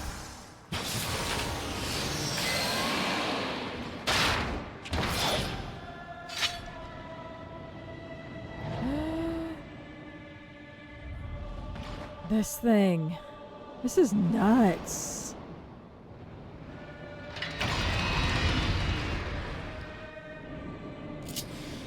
Like, couldn't believe it. Alright. Seems we have been afforded an impromptu field test. Ready all battle data. Begin test sequence 2. Alright, so we got some new skills. Enhancing synthetic R-right system. Now fully functional. At least because this is. We got a limit break. I'll take it.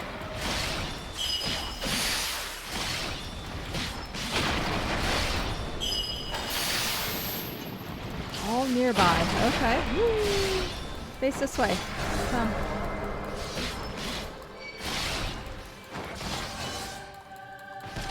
Do we have a heal? I don't see us with a heal. Attack damage 500. Okay. 4. Fire attack 1500. Alright, we're going to hit 4 as much as we can. That is our goal.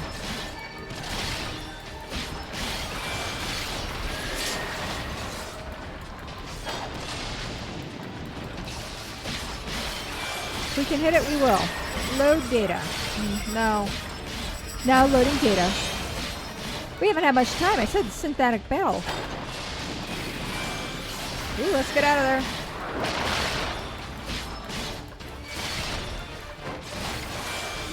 Boom.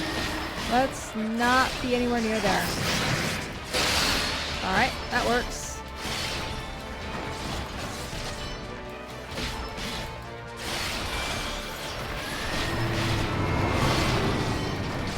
The angry salamander. Oh no. Oh, here we go. This is what we want too.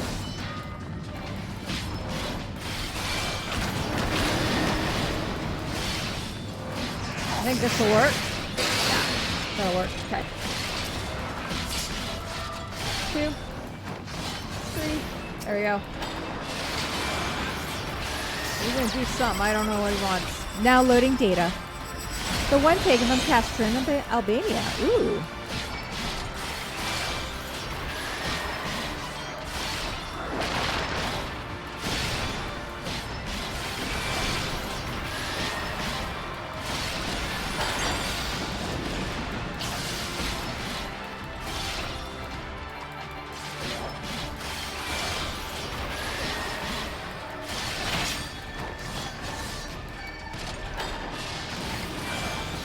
Okay.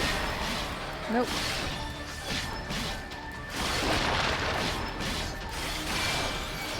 We're getting there. We might be getting there. Do we have a limit break yet? Nope, not yet. Keep waiting for it.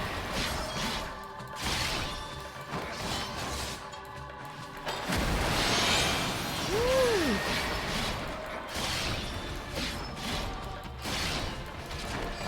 Oh, he's invulnerable. This works too. Haha! He's unstoppable. Unstoppable? We shall see about that. Yeah? Nidhogg, show them your fury. Let's do it. Go! Taste my loss.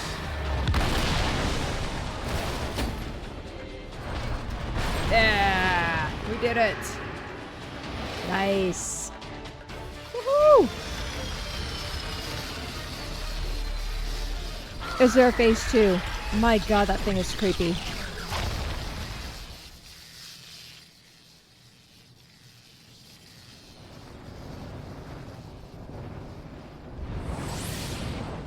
That thing is truly creepy.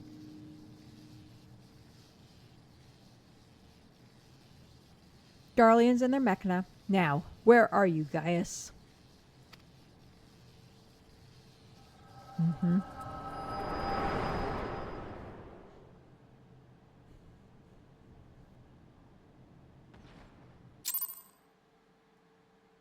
Okay.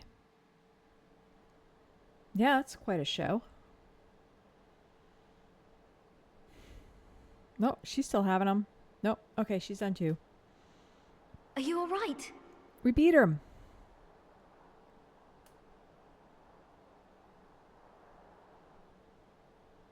Mm-hmm.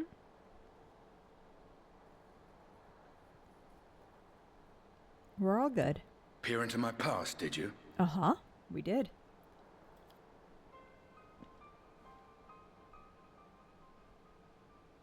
Well, I didn't quite relive the experience as you did, but I bore witness to it all. I'm still not sure what I think of this gift of yours. But no matter. Our confrontation was cut short when the Imperial Guard arrived. It was then that Xenos took his leave, citing boredom. To think their research into the Echo could bear such fruit. Right? Escaping death, jumping from one body to the next, and returning to his own after all this time. He is an Ascian in all but name.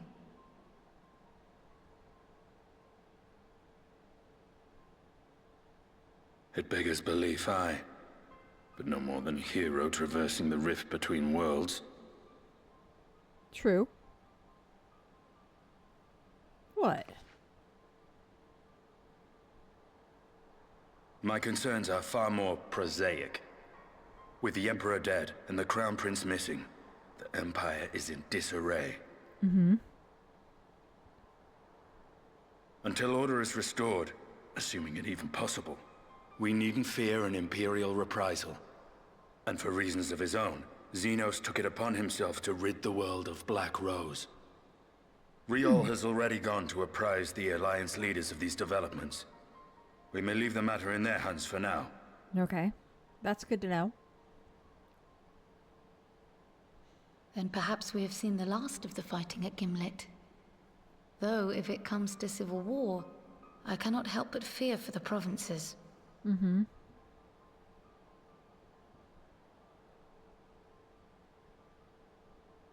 Ah, I'd nearly forgotten to ask. What became of Gaius? Did he not escape with you? True. We don't know. That he did, but we parted ways shortly after leaving Garlemald. He claimed another threat had arisen which demanded his attention.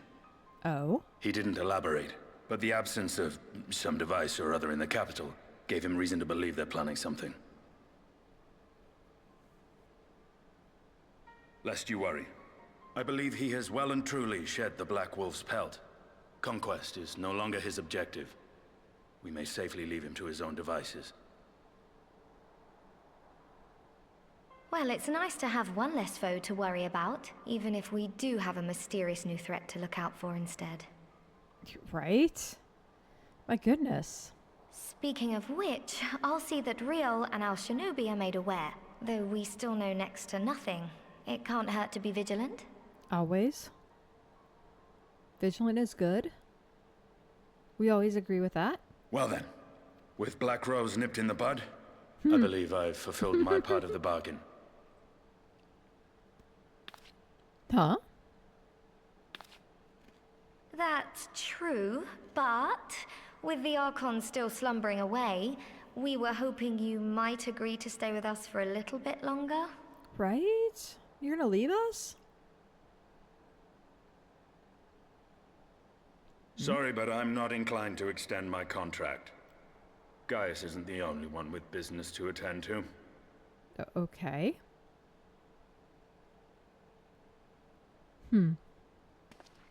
Thank you for your help then, Estinian.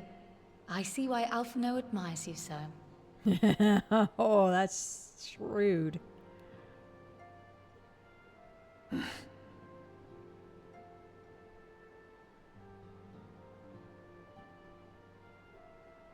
Farewell, my friend. See that you don't make a habit of dozing off in battle. Yeah, you know. Stuff happens.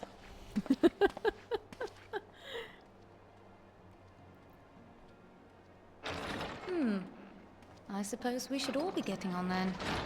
As ever, we will see to the Archon's needs. In the meantime, why not get some rest? You've more than earned it. Go on. Okay.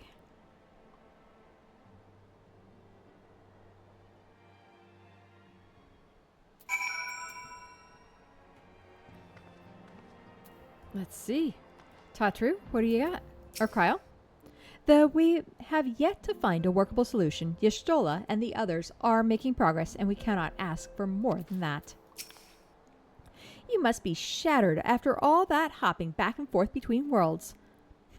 Why not stay here and rest for a while? I'm sure Bay Luke can manage without you. They've got enough science to help them, if you ask me. All right, let's complete this. Vows of Virtue, Deeds of Cruelty, complete. Well, now what?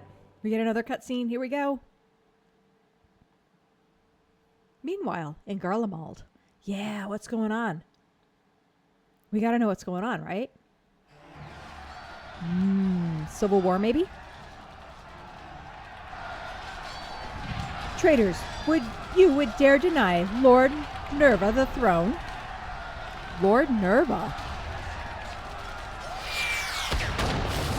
Ah! Nope, Lord Nerva isn't gonna make it. Who's next? Onward, before this day is done, victory shall be ours. Please don't tell me Gaius is going to put on his mask again and become the Black Wolf.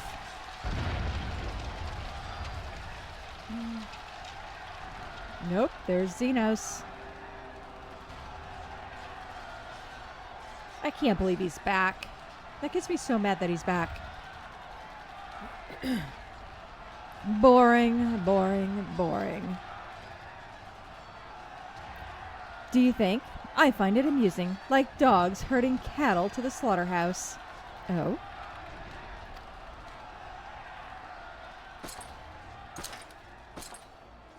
Hello?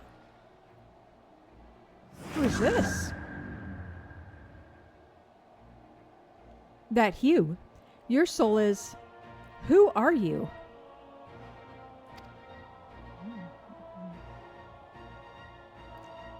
white mage-ish if something. Before your white-robed figure, before your majesty, I am but another dog, lost in the want of a new master. A hunting dog, if you should wish it so. Lost in want of a new master. Ah. For I know full well the prey you would seek next. Ooh. Zodiac. Oh.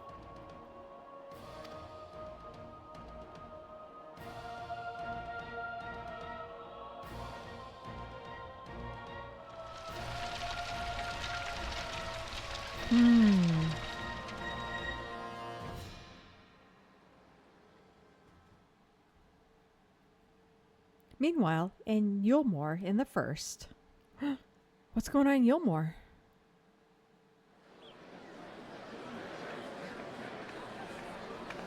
Please tell me it's getting better.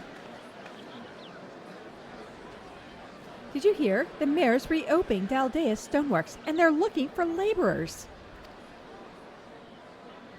There's talk of resettling some old abandoned villages, too. They're even laying on free talos to help anyone willing to make the move. Oh. Free talos? We'd best get packing. Steady work, board, and lodging? If that's not a recipe for hope, I don't know what is.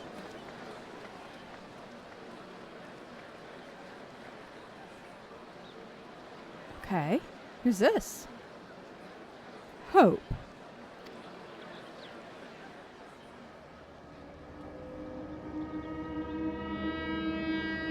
That's our guy!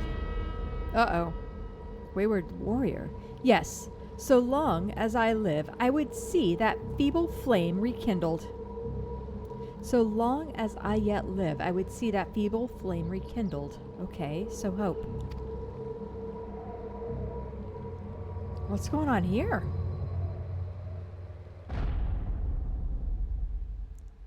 It is my destiny to see our dream fulfilled. What?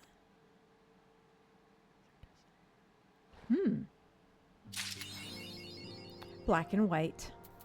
All right. Interesting. Completely different. Not what I was expecting. Tataru. Keikami, might I ask a favor of you? I'm not normally one to pry, but Flamen has been oddly distracted ever since you came back to tell us of your travels in the first. Would you go and see if she's all right? I don't know where she is. Where is Flamen? That's actually a good question.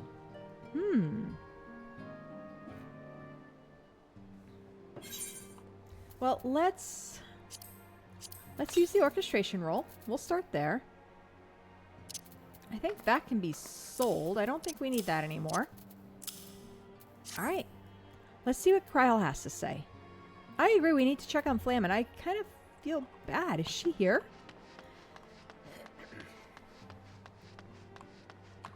I thought she took off. She went for like a walk or something.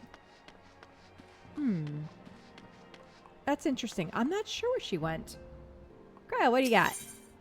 Kryl is glad for your return, though it remains to be seen if she has glad tidings to share. Old enemies, new threats, right? And look, we got Raban. Oh, I'm excited. I hope we get to see the Alliance again. That would be kind of cool. Keikami, my, what a pleasant surprise. You've come to inquire after the Archons. Fear not. Master Matoya's treatment has proven effective in stabilizing their corporal aether. We mustn't grow complacent, however. Potent though these magics may be, they are not without limits. We can only hope they afford us enough time for the Crystal Exarch to complete his work. If only we could go with you to the first and help. Pardon the interruption, but I come bearing urgent news. Oh? Hello? Oh! This guy. Maxima, yeah! Ah, Keikami, it's been far too long, my friend. Hi. Forgive me, I don't believe we've been formally introduced. Maxima, former Garlean ambassador. I remain here in Eorzea under the auspices of Commander Alden, offering what counsel I can in hopes of resolving the present conflict in the Empire. It's true. Ah, yes, I've heard stories of a defector from Garlemald, but never mind that. You said you have urgent news? Indeed. As you may have heard, the Imperial capital is in turmoil, and a sizable portion of the Garlean forces have been recalled from the Gimelt Dark. With their numbers so greatly diminished, the main host of the Alliance has withdrawn, leaving the Alamegan resistance to keep watch over the border.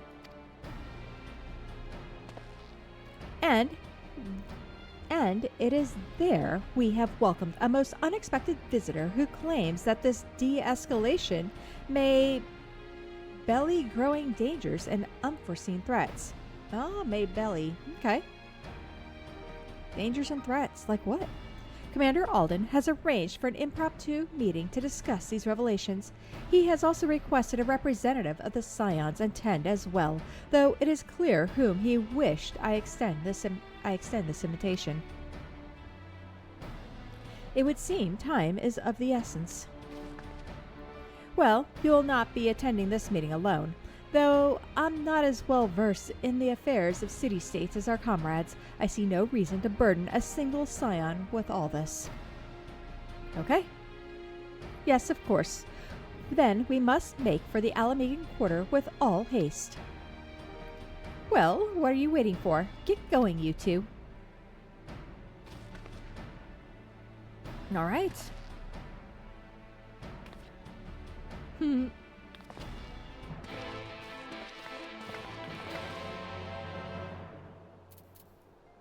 Tataru?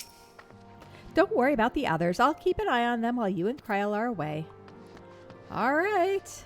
Off we go, then. To Revenant's Toll. And then we're going to go to the locks in the Alamegan Quarter. This should be interesting. Let's see, where are we headed? Gear, Albania, and the Alamegan Quarter. We haven't been here in a while, have we? Have we? It seems like we've been in the first for such a long time. Curious to see how... Ooh. This has changed. A little bit, a little bit. Let's head over. I'm actually kind of curious.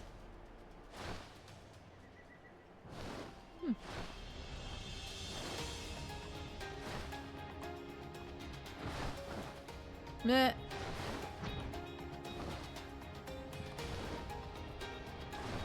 Oh man. Yeah. We'll make it. We'll make it. We'll make it. There we go. Whew.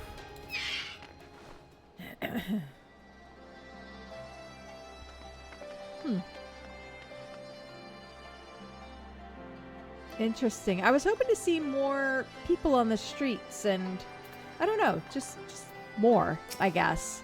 It's so empty here. Much has changed since the first time we set foot in the city.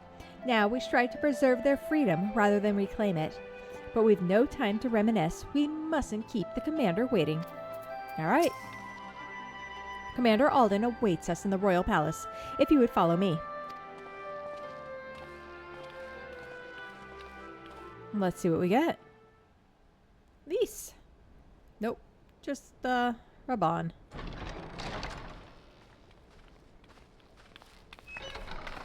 Yeah. It's Gaius. Mm-hmm. They're here, Commander. Yeah, we're here. And I, for one, am grateful that they are. Told you've been busy since our paths last crossed at the Gimlet Dark. Not that I understand half of it. When the Scions spoke of other worlds, I'd struggled to describe what I pictured. Mayhap things would seem clearer were I to hear the tale from your own lips. But I'm afraid the situation will not afford us that luxury. I trust you two require no introduction. We meet again, hero of Eorzea.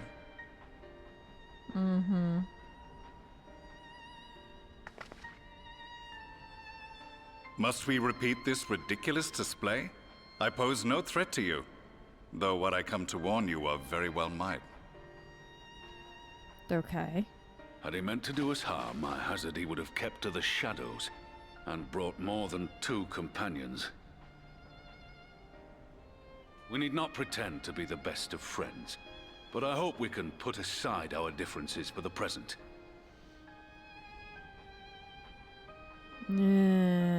What do you want?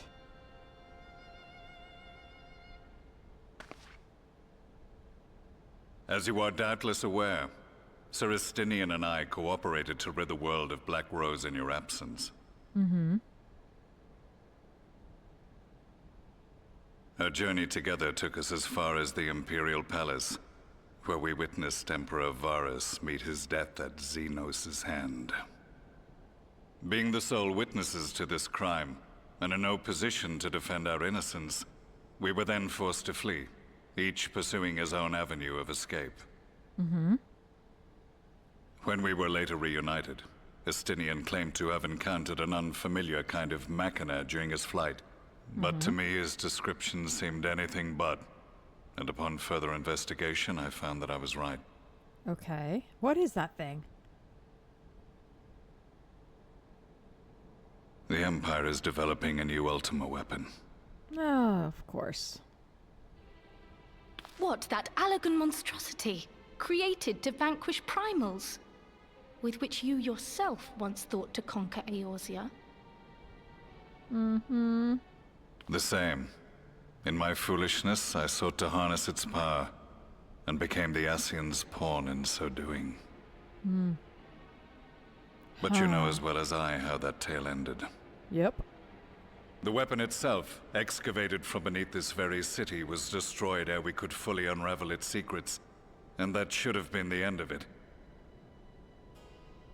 But unlikely as it sounds, the Empire's efforts to recreate it have somehow borne fruit, primarily through secret research conducted by the 7th Imperial Legion, it would seem. Okay. Wait, the 7th was all but annihilated at Cartano, along with its legatus.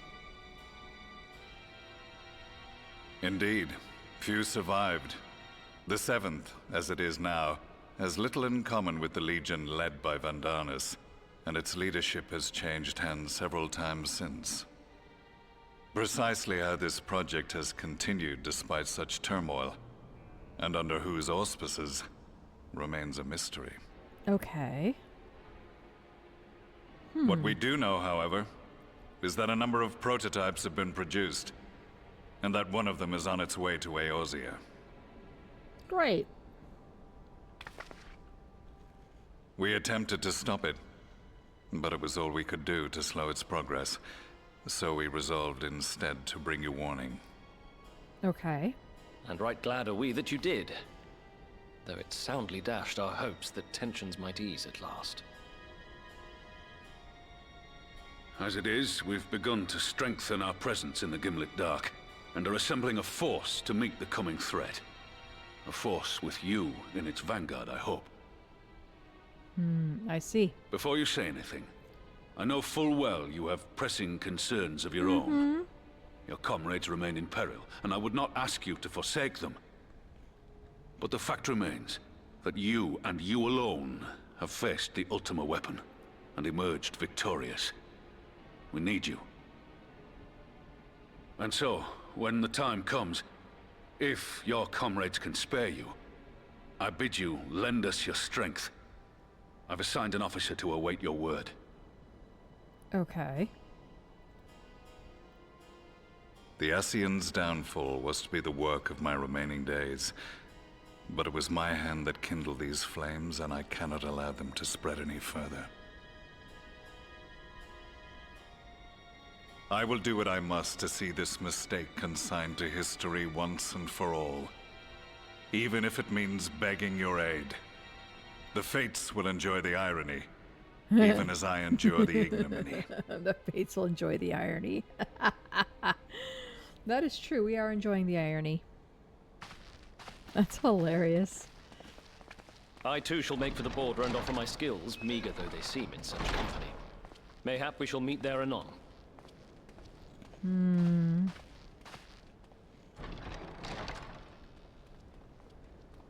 Though we can ill afford to ignore the coming of a new Ultima weapon, our friend's plight grows ever more precarious. Exactly. And none save you can join them in the first. True. We're gonna be bouncing around. I only hope you are not forced to make a choice. I have a feeling we are. That's not good. Ugh. That's foreshadowing, right? Man. Cryo? As ever, the way forward is paved with difficult decisions. It is.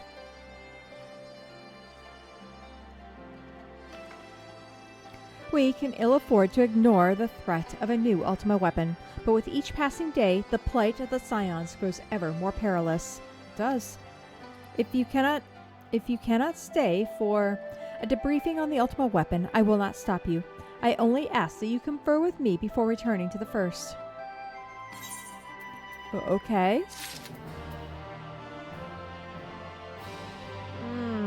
That's a tough.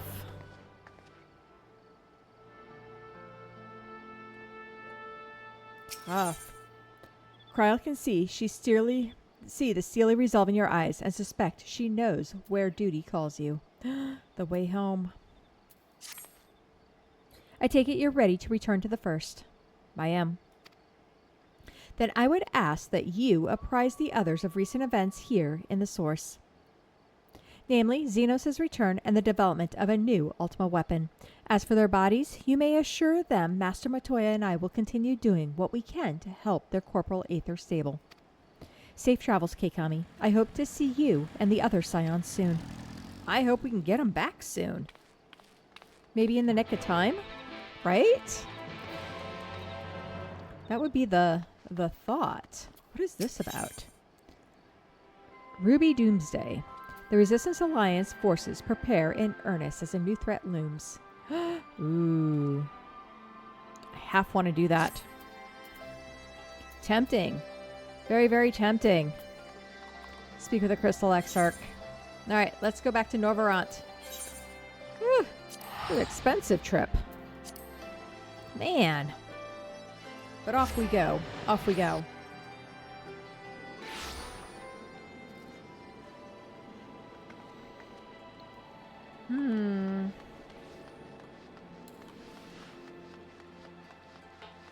It's raining.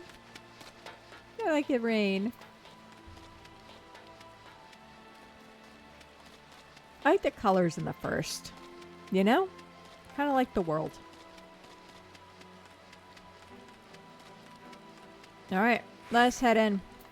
Let's talk to everyone. Do you have business with the Exarch? Just say the word and I'll let you in. Let me in. What's going on here? You've come at a most opportune time, my friend.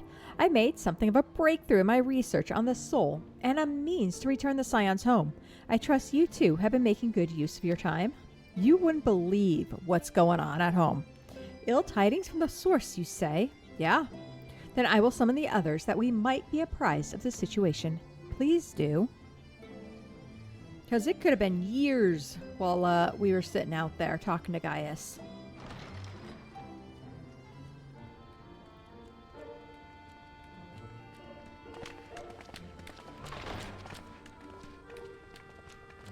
Alize is still not here, huh?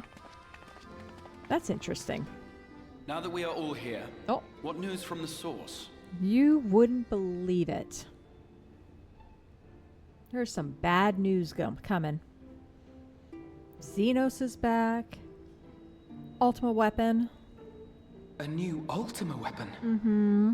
We must count ourselves lucky that Gaius has pledged his assistance. Mm-hmm. While this is indeed a worrying development, I think the state of the Empire as a whole greater grounds for concern. With the Emperor slain and Xenos returned, it is impossible to predict how matters will unfold in Garlemald. Mm-hmm. The Ultima weapon may be but the first of many unpleasant surprises. Oh, absolutely. The situation beareth closer observation, of that there is no doubt, and doth compound our need to return unto the source. So hurry it up, guys. What have you been doing? Then let us address that issue. Our long search for a means to see you safely home may well be nearing its conclusion. Thanks in large part to Urianger and Becklug's invaluable insight, we have succeeded in fashioning a vessel for the journey. Okay.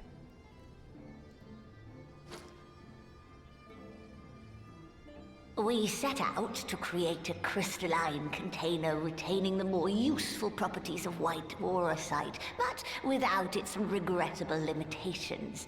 And after a good deal of trial and error, we made one. Okay.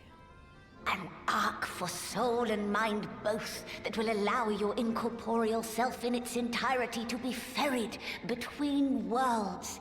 A spirit vessel, if you will. Okay. However... Yeah. Where's the but? However? There's always a but. Though the vessel is possessed of the requisite qualities to hold mind and memory, it wanteth yet for a means to receive of them. For that, we must needs imbue it with the Exarch's innate gift. A gift that lives on only through the blood of the Allagan Emperors, which certainly does not flow within aurosite or any other crystal. Just so, milady. The blood serveth as a conduit of sorts. In its absence, memory cannot pass from mind unto mind, nor from flesh unto crystal. That being the case, we must either alter the process of inheritance so as to require no such thing, or determine a means by which my blood may permeate the vessel. I am hopeful that the records found within this tower will yield the knowledge we require to pursue one or the other of these avenues. As well you should be. The Allagan's body of etherological research is extraordinary. I can scarce believe it the work of ages past. But its underlying principles are not so very different from those of my own field of study. Given time, we will find the answers we seek. But we don't have time. I know that you can ill afford to wait, and it pains me that I must ask you to do so. I can only reaffirm my promise to you that a solution will be found.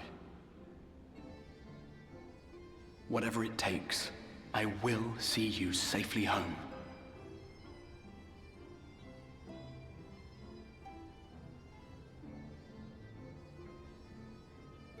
My apologies. Lena? Who's... Oh! Yay, our commander! I do hope you haven't come to tell us that mortal peril fast approaches. No. I had hoped to speak with the Warrior of Darkness. What's up? But there is no need to cut short your meeting on my account. I will be waiting outside.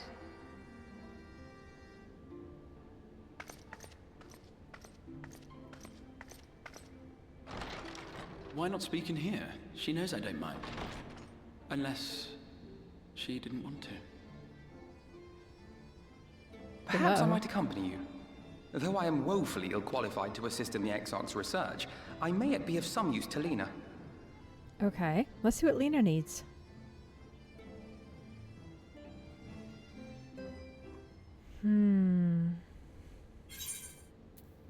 Sure.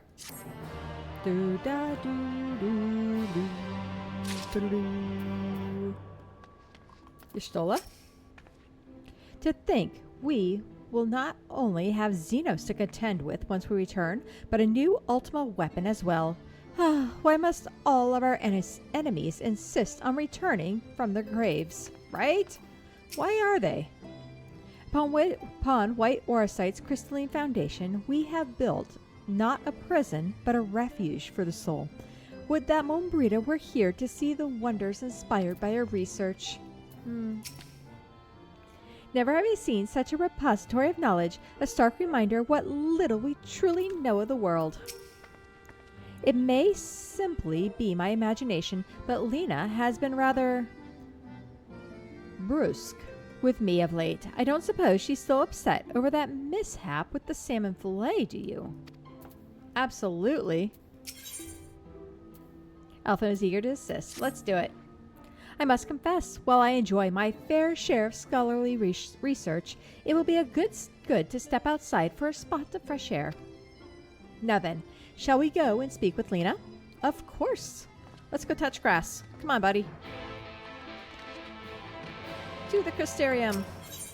Yes. Out of here. Where do you suppose she is? Oh, she's out here in the rain. Man, girl, let's not be in the rain. Alphino? I suggest we hurry. Lena does not strike me as one who enjoys being made to wait. We have little time, so I will be brief. A Sin Eater has been sighted in Lakeland, and I ask for your assistance in slaying it. A Sin Eater? A Sin Eater? I had heard some few yet remained after the night had returned, but perhaps we should call the others? That will not be necessary. It's only a single Sin Eater, a simple task for our guard, I should think. That said, I believe fighting alongside the Warrior of Darkness would be a valuable experience for them. Peace can lead to complacency, and they gain nothing from an easy victory. But you do not underestimate your foes. However harmless they may seem, my men would do well to learn from your example. Why not Alphino? Let's be about it then. Yeah, let's do it. Let's do it. It's gonna be us. Excellent. Then let us make for Fort Job. Off we go.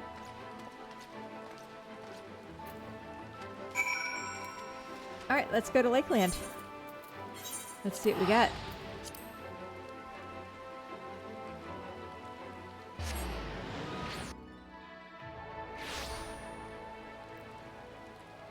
Ooh, where are we headed? Where are we headed? Oh, there you are. Reek Mao. What? Why do we have a strategy map here? So you're the Warrior of Darkness. Well, half the guard isn't getting any work done for talking about you anyways. So feel free to chat with folks around the fort. Maybe it'll raise morale or something. All right, Alphino. Sin Eaters that remain no longer have a leader to guide them, but they are no less dangerous. They cannot be suffered to live. If you would wait here a moment, I will gather the others. Okay. Let's go find them.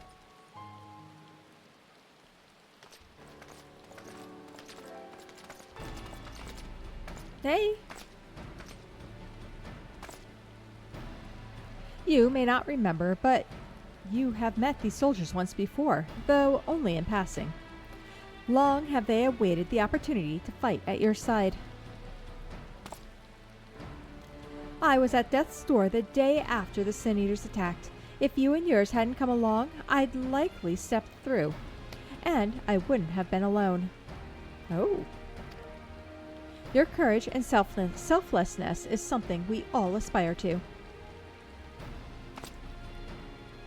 I, too, was there that terrible day. My friend was transformed into a Sin Eater before my very eyes, and I had no choice but to cut her down. The thought of returning to the field of holding a blade again, it filled me with dread.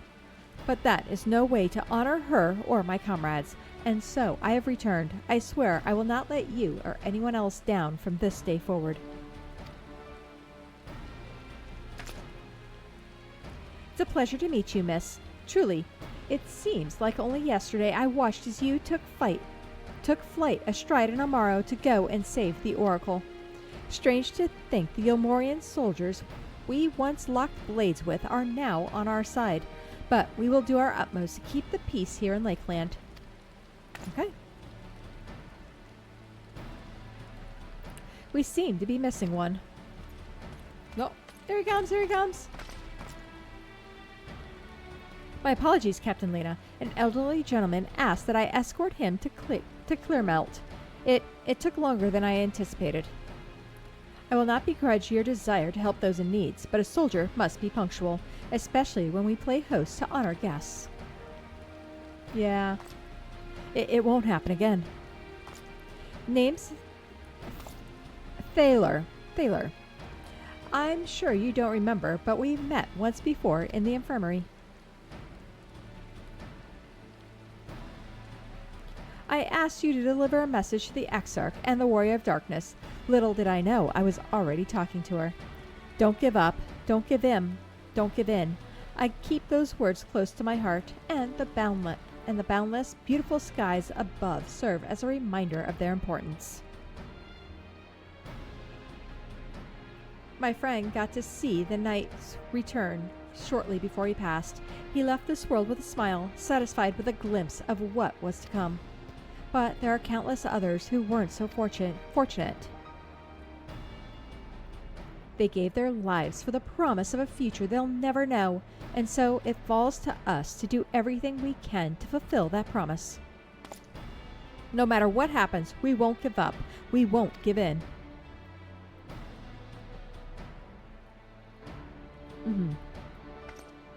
Your heroism has inspired all of our guardsmen in much the same manner. Our scouts at the northern staging point have not had the pleasure of meeting you in person. Let us not keep them waiting. Okay. We're on scout meeting duty. Dude, we got wars to win and bad things happening all over. Gotta figure out how the heck we're gonna... How are they gonna get home? You know? Alright, let us be off. That's fine, let us be off. We'll head north. Let's see what we get. Weathering.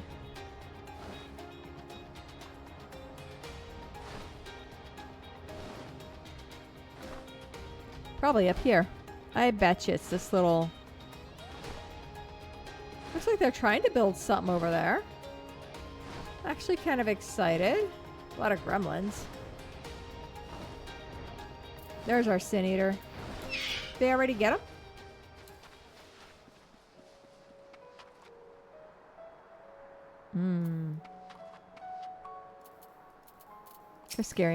Crystarium Scout. What do we got?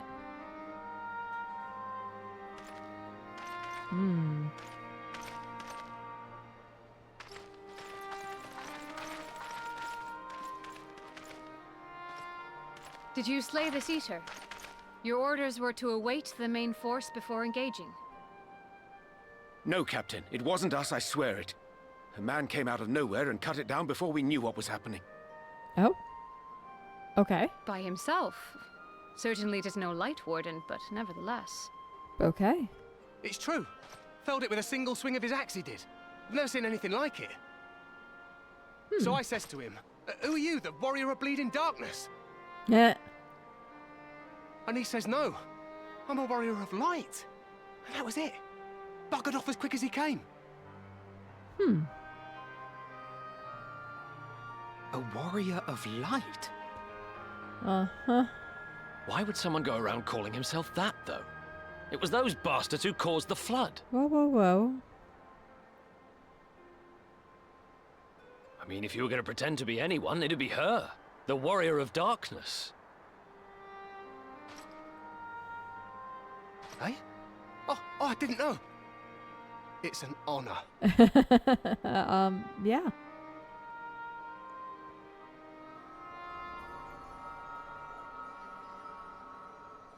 Careful. Since the Eater is no longer a threat, our work here is done. Return to your posts.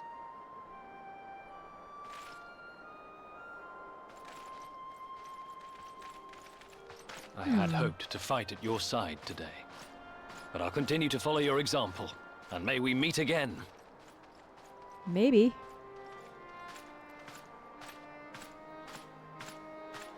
I apologize for the wasted journey.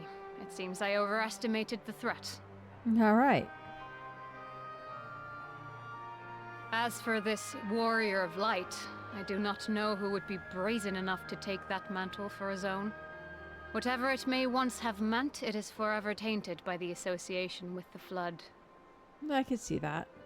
The Exarch told me the truth of Ardbert and his comrades' deeds, and I am aware they played some part in your own triumph. But to most, they are synonymous with the calamity that befell this world. Still, if this man is minded to destroy Sin Eaters, I may forgive him his unfortunate choice of alias. But that is neither here nor there. I thank you for accompanying me. Of course. With that concluded, shall we return to the Crystarium? There is a proposal I should like to make. Okay. I wonder what this would be. Oh. There is one more thing. Okay. A personal concern of mine. I had hoped you might have a moment to speak privately.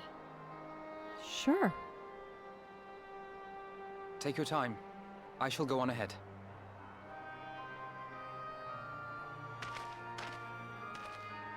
Aww. It's a V's thing. What's up?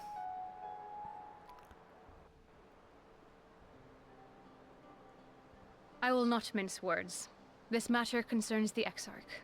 Okay. Though his countenance belies his age, his demeanor never has. He has seen more than any man should and grown ever more weary with time. But I see I give the wrong impression. While it is true he attempted to open a letter with a salmon fillet the other evening, we are not here because I suspect his mind is deteriorating. We know what's going on with the salmon now. Nor do I believe him to be so maddeningly unconcerned by the prospect of his own death as he once was. Indeed, the opposite is true.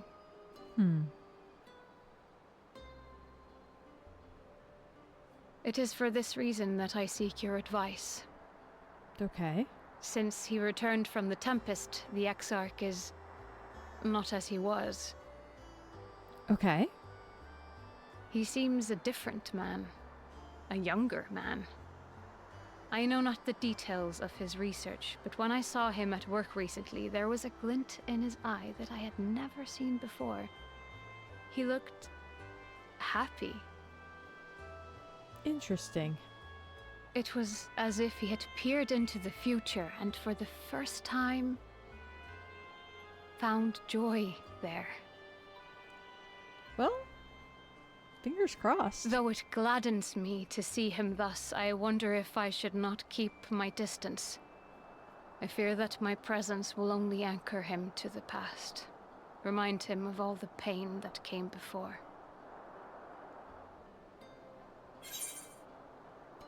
Anchors keep us where we have chosen to be. He's lost without you, you know, and he misses you already. True, I think he is lost without you.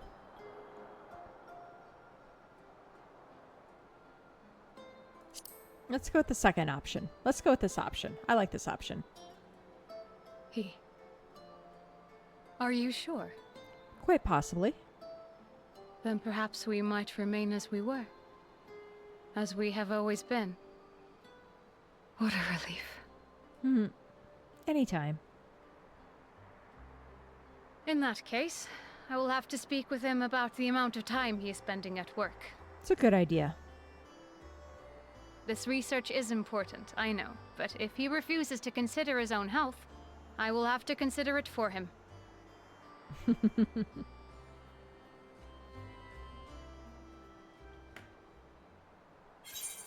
All right, seeking counsel complete. All right, Lena, what else you got? Her mind at ease, Lena is ready to return to her duties. All right, let's see what we get. Facing the truth. I will not keep you. You and your comrades have much to discuss. I will see the others back to their posts. Sounds good? Let's do it.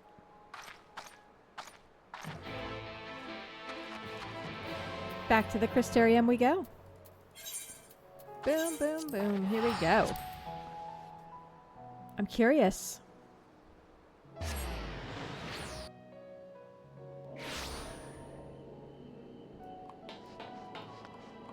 Yeah, this way.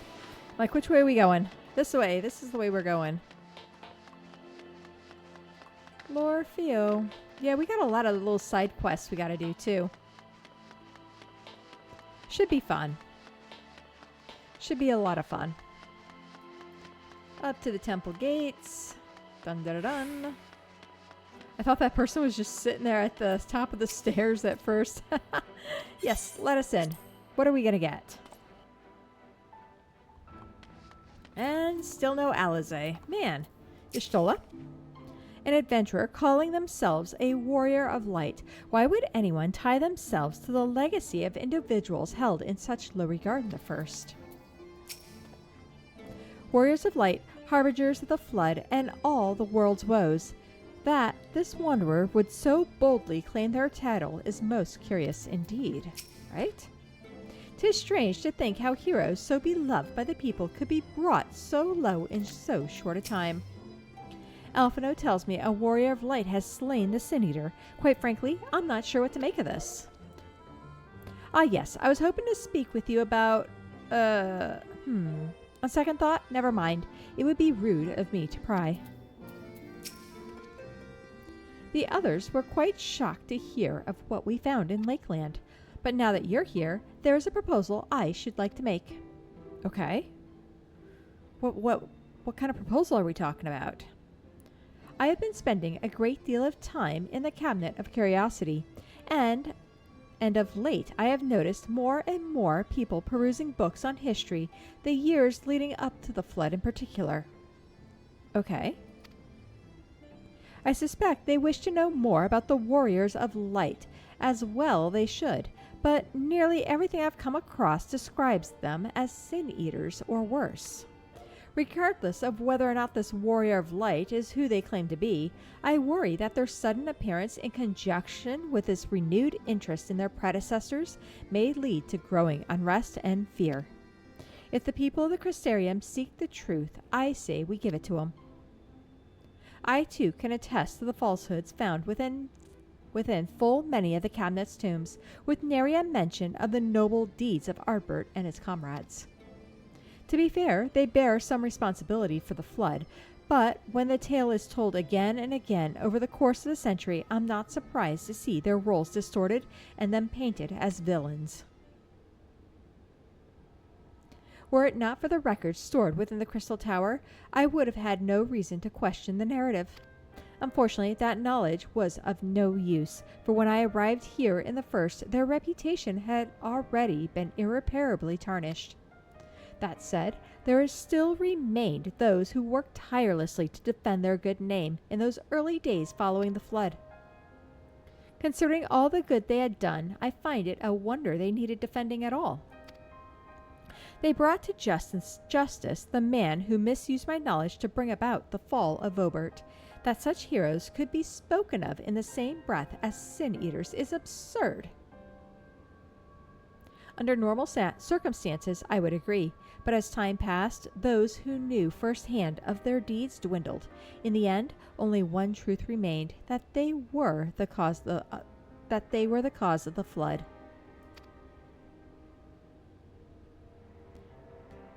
With the world on the brink of oblivion, it was all too easy for the warriors of light to become villains deserving only of resentment and hate.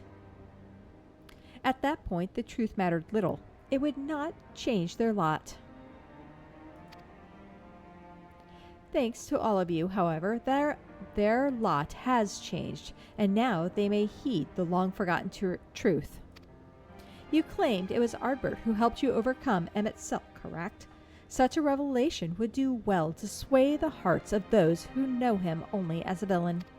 I have shared this with a select few, but one and all must be told of his sacrifice. To that end, I say we proceed with Alphino's plan. We call together the people of the Crystarium and recount to them the true tale of the warriors of light and the flood that followed in their wake. Okay. Let's do it. Curious to see where this is going to go, but let's do it. Well, what say you, Keikami? Spread the word, I say. I wish we had done this sooner. Let's spread it. Do it. Then we are of one mind on the matter. Good. Exarch, might I ask you to continue working with Bay Luke on our means of returning home? The rest of us will see to gathering the people of the Crystarium in the etc. We have to reach out to anyone and everyone who might be willing to lend an ear. With any luck, word will spread and more will accompany them. Okay, let's do it. Luke? Or Becklu? I have seen many and great terrible things in my long life, as has the Exarch of no doubt. Of man I can say this, his memory is short, his heart fickle. Let us pray that your words reach him. There can be no darkness without light, and so it was that Arbert was there in your hour of need. The people must be told.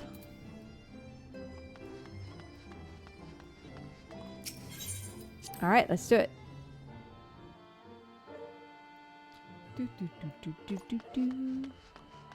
Where are we headed? We are going far and wide. We have 5 spots we need to go. Let's get the 2 down here first, and then we'll take a look at where we're going in the north. Let's kind of take a look at... Okay. Make sure I know kind of where we're going.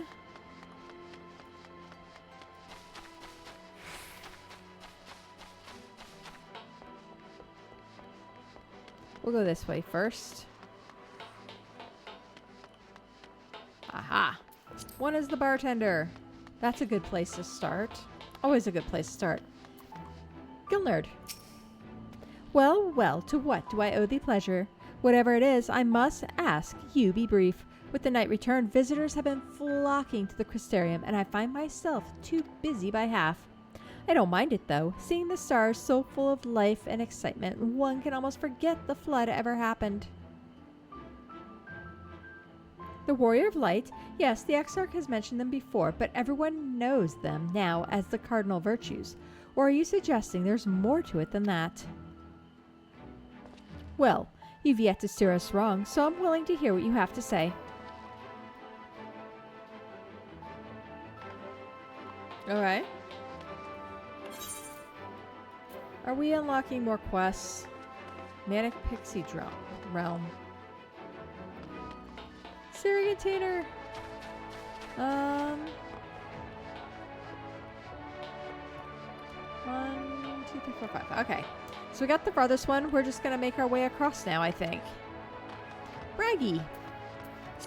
Hey, Braggy. Oh, yeah. Come to browse wares in the market, have you? Well, I can guarantee you'll have no trouble finding what you need, whatever it may be. Under Eulmore's new leadership, trade has never been more prosperous.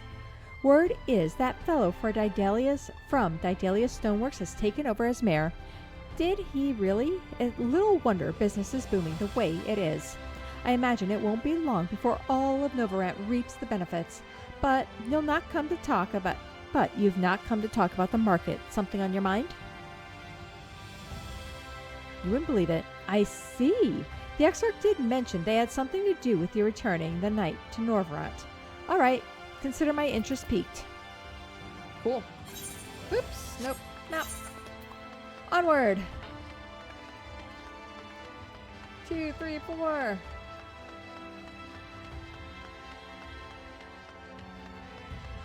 I think this one here is the infirmary.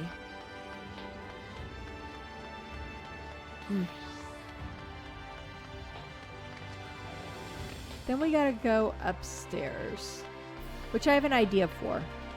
Just a meal. Keikami, my, what a wonderful surprise. Though I hope your being here doesn't mean someone's been hurt. Thanks to you, I've had far fewer patients coming through my door of late, which is a shame, come to think of it. I've had fewer opportunities to test my new medicines. I jest, of course. It's actually been quite pleasant to have a few moments to myself now and again. The truth about the Warriors of Light? But the Exarch has already spoken with me about them. Well, if there's more to the tale, I'd very much like to hear it. Okay. Cool. We got another person. Let's see. There's an 8th right around here somewhere. I don't want to go that far. I guess we have to. That's going to be the closest one, isn't it? That's not too bad.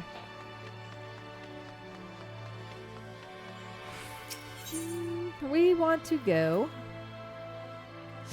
right there. Let's try there. Upstairs? Yes, it's upstairs. Right where we want it. Catless. What you got, Catless? Well, well, what a coincidence. I was just reading over a letter I received from Grenold not long ago. He says a visitor from the Crystarium found him at the bottom of the ocean, and that she inspired him to reach new artistic heights. Well, I can only think of one person capable of both feats, though I'd say the latter is far more impressive. To think fate could bring the two of you together in such a place. I'm sorry, you mean the Exarch didn't tell us the whole story of the Warriors of Light? Well, whatever he's left unsaid, I'm all ears. Okay. Well, so far so good, right?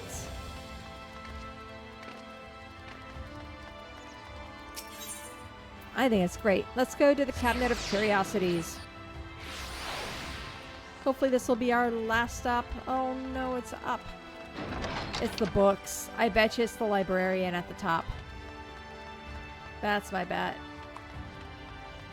Maybe? Maybe? Yes. We're in. Yeah, this needs to change. All the books need to change if that's the case.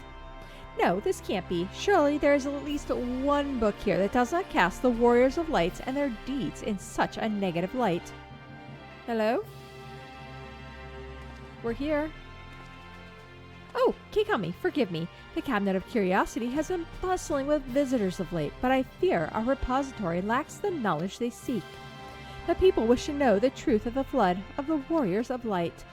I have searched high and low, but alas, every account portrays them as no better than sin-eaters, abominations worthy only of scorn and resentment. I know they are not always judged so harshly. They were not always judged so harshly, yet I can find no proof, and I dare call myself a librarian. It's okay. You would address the people and tell them the truth of the Warriors of Light, of the Flood? How wonderful! You have regaled me with the tale once before, but I should love to hear it again. Oh, and you may be assured that I will not come alone. Alright, we did it! Where are we going back? Speak with Alphino. Where do you suppose... Whoops, nope. Where do you suppose Alphino is? Probably by the gate. Alright, let's go to the docile gate here. There's the Aethernet. Where's the internet? Back to the gate. What do you suppose we're gonna say? This should be interesting. Ishtola? Those I spoke with at the Orchard and the Rookery were quite keen to hear what we have to say. As for much hopes as they have for the future, the scars of the past weigh heavy on them still. 'Tis good to see the people of the Crystarium so eager to learn the truth. And with this newfound knowledge of the past, they will at last be able to look to the future with eyes unclouded. There you are. Between the four of us, I dare say we've swept the Crystarium from top to bottom. Now we need but wait for the people to gather. Alright, let's see what we get. How is this gonna go, you think? Oh, that's quite a crowd. Holy man. Larger than I expected.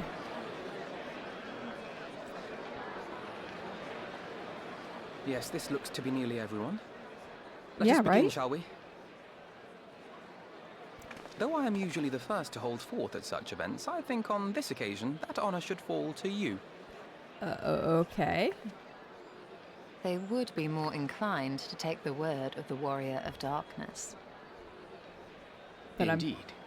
In light of the subject matter, who better than thee to speak these truths?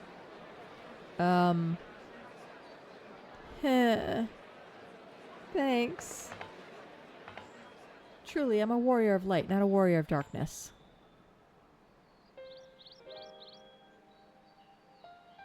Oh, we don't even get to hear our speech? Man.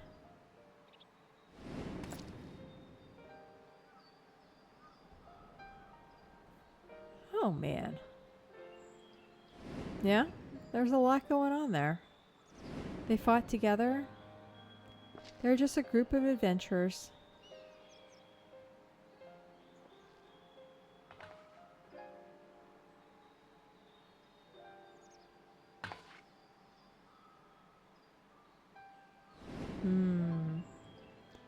Yeah, they all sacrificed themselves too.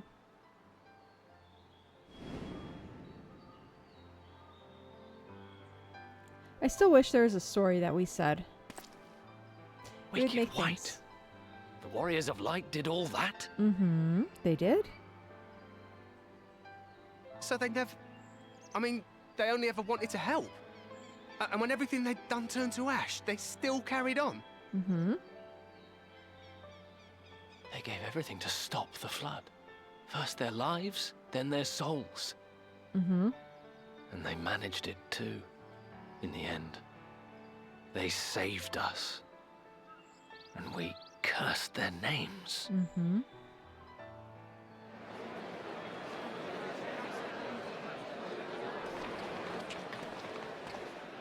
This should go a long way towards clearing the air.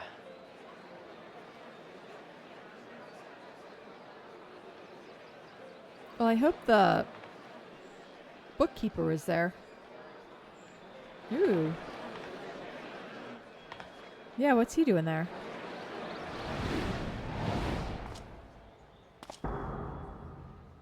Uh-oh. What's with that look? Impossible. Exactly.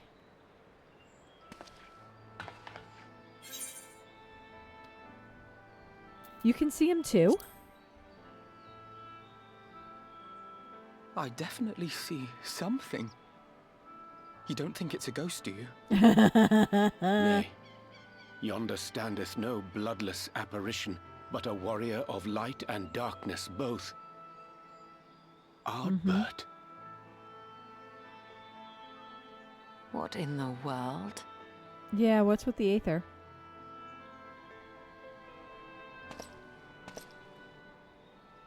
Mm-hmm. It's you!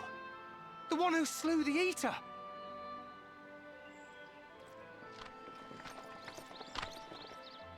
That it should be the warrior of darkness who brought the truth to light. Mm-hmm. You've saved me a fair bit of time. Though I have a few words of my own to say, if I may. Okay. People of the Crystarium! I am Ardbert. One of those you know as a warrior of light. Okay. That's impossible. You should be dead. Mm-hmm. Aye, that I should. But as the world has been given new life, so too have I. I know not why I, and I alone, have been gifted this chance. But I do know this. Only by the will of the star itself could such a miracle come to pass.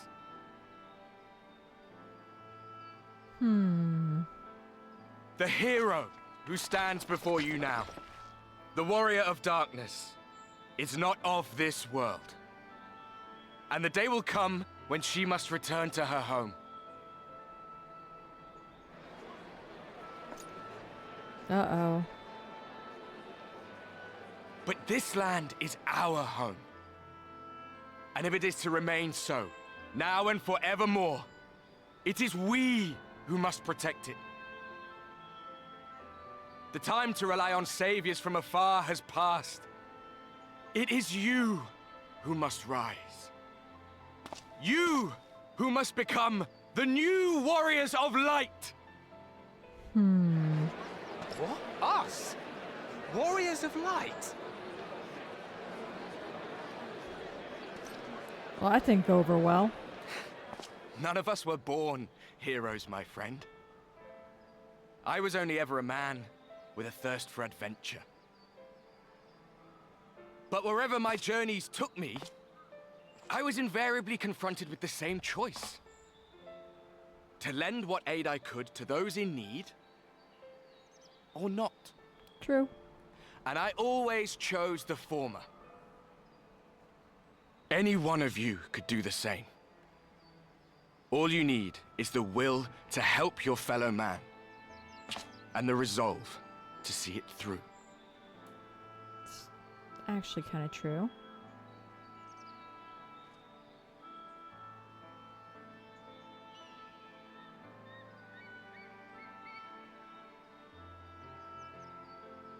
From thine own lips did we learn of Ardbert's fate, and by thy countenance I gather thou art not inclined to recant thy testimony. Yet whosoever this man may be, his words hold truth and resonate with the citizenry besides. For us to voice our doubts here and now would serve but to sow disquiet. 'Twere better we retired unto the ocular and there discuss this matter in private. Go. I will stay here and watch. Okay. Yeah, this is interesting. What's he doing?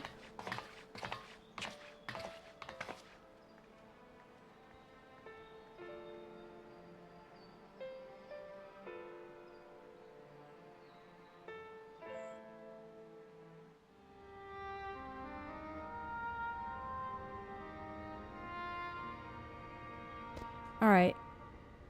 Raha, what do you got? That is a warrior of light of the first. It is. Interesting. I've not had the pleasure of making his acquaintance, but as you all seem to be in agreement, I gather this is no simple case of mistaken identity. Nope. As far as I was able to discern, that was indeed Ardbert. Okay. It has been a long time, but not that long. Could he truly have been resurrected as he claims?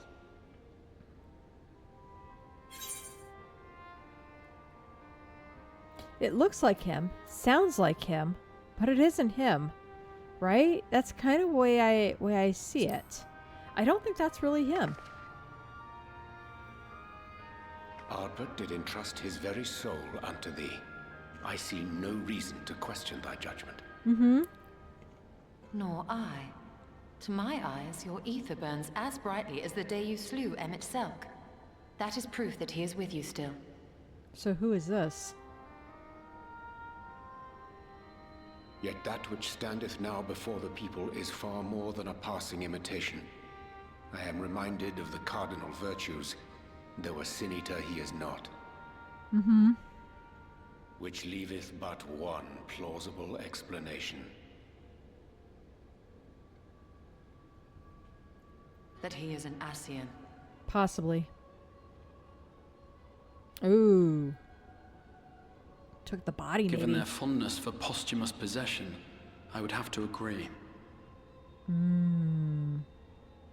From what I understand, the Warriors of Light were laid to rest in Eulmore by those whom they had aided in life. At the time, some few still remembered them as heroes. Needless to say, 4 of them were subsequently exhumed to serve as the virtues. And if one knew where to look, Ardbert too would not have been difficult to find. Okay. Assuming then that this is indeed the work of an Ascian, my mind inevitably turns to the last remaining paragon to survive the Sundering.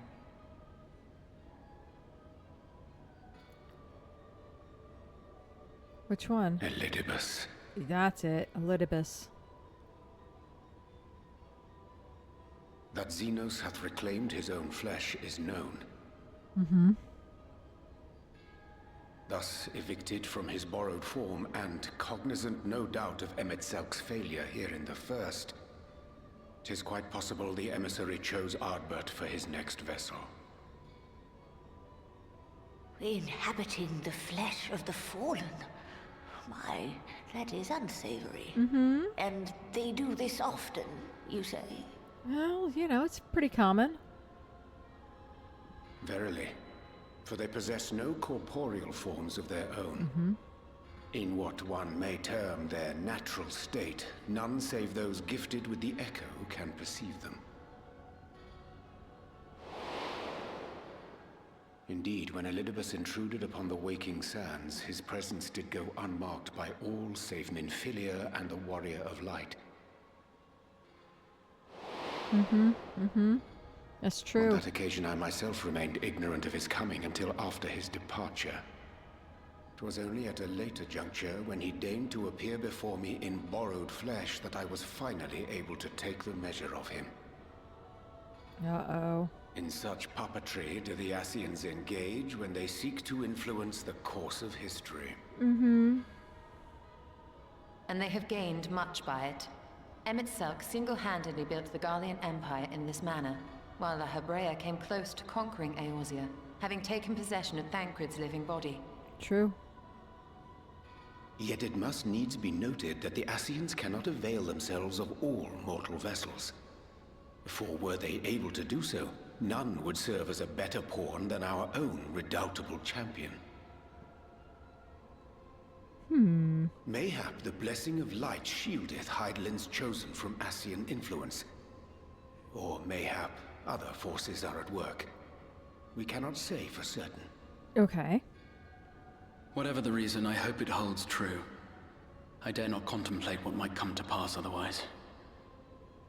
Mm-hmm. Is it not peculiar, then, that Ardbert's mortal remains should be susceptible, given that he was once a warrior of light? Or did the final departure of his soul make it possible, perhaps? Regardless, Interesting. to hear an Ascian use him to call forth new warriors of light boggles the mind.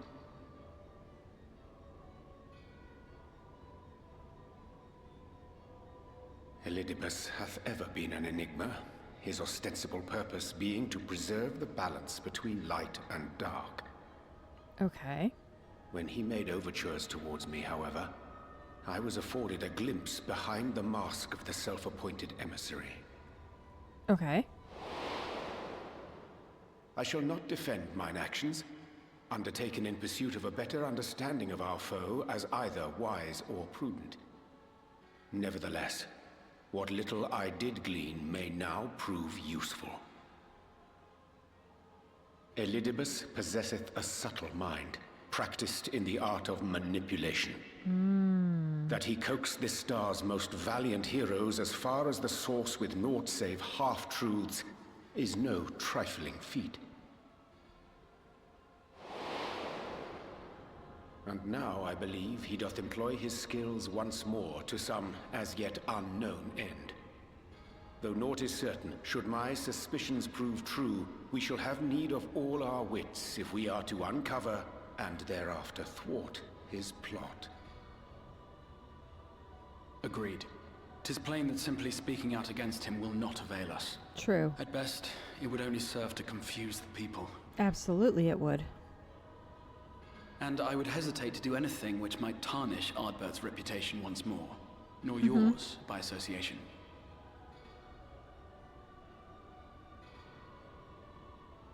That being the case, it may be wise to keep a covert eye on this Ardbert's movements, as we attempt to discern his purpose and how best to mitigate his influence. Okay. It's not a bad idea. His performance appears to have concluded. What now? Go back out and follow him? I don't know. Could we put a pixie on it? Master Alphino already hath pursuit in mind, and I suspect one pair of eyes shall better serve our cause than half a dozen. Let the rest of us maintain an inconspicuous distance, for the present at least.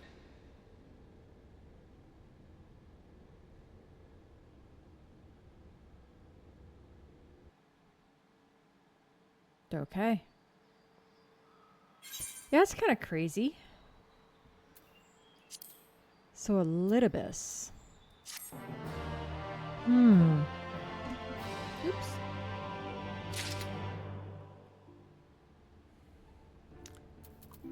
Well, with that, I think we're actually going to call it an episode here. And I think next time we will attempt to see where this goes. We got another Ascian on the loose, and we got, goodness, Garleans, we got Xenos causing trouble, and possibly another Ultima weapon.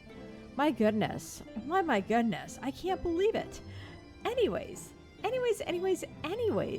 if you guys made it this far, I'd like to thank you so much for watching, and I hope to catch you guys soon. Talk to you next time. Goodbye. Thank you so much for watching my video. Please remember to like, comment, and subscribe for more content as it greatly helps out my channel. Hope to see you soon!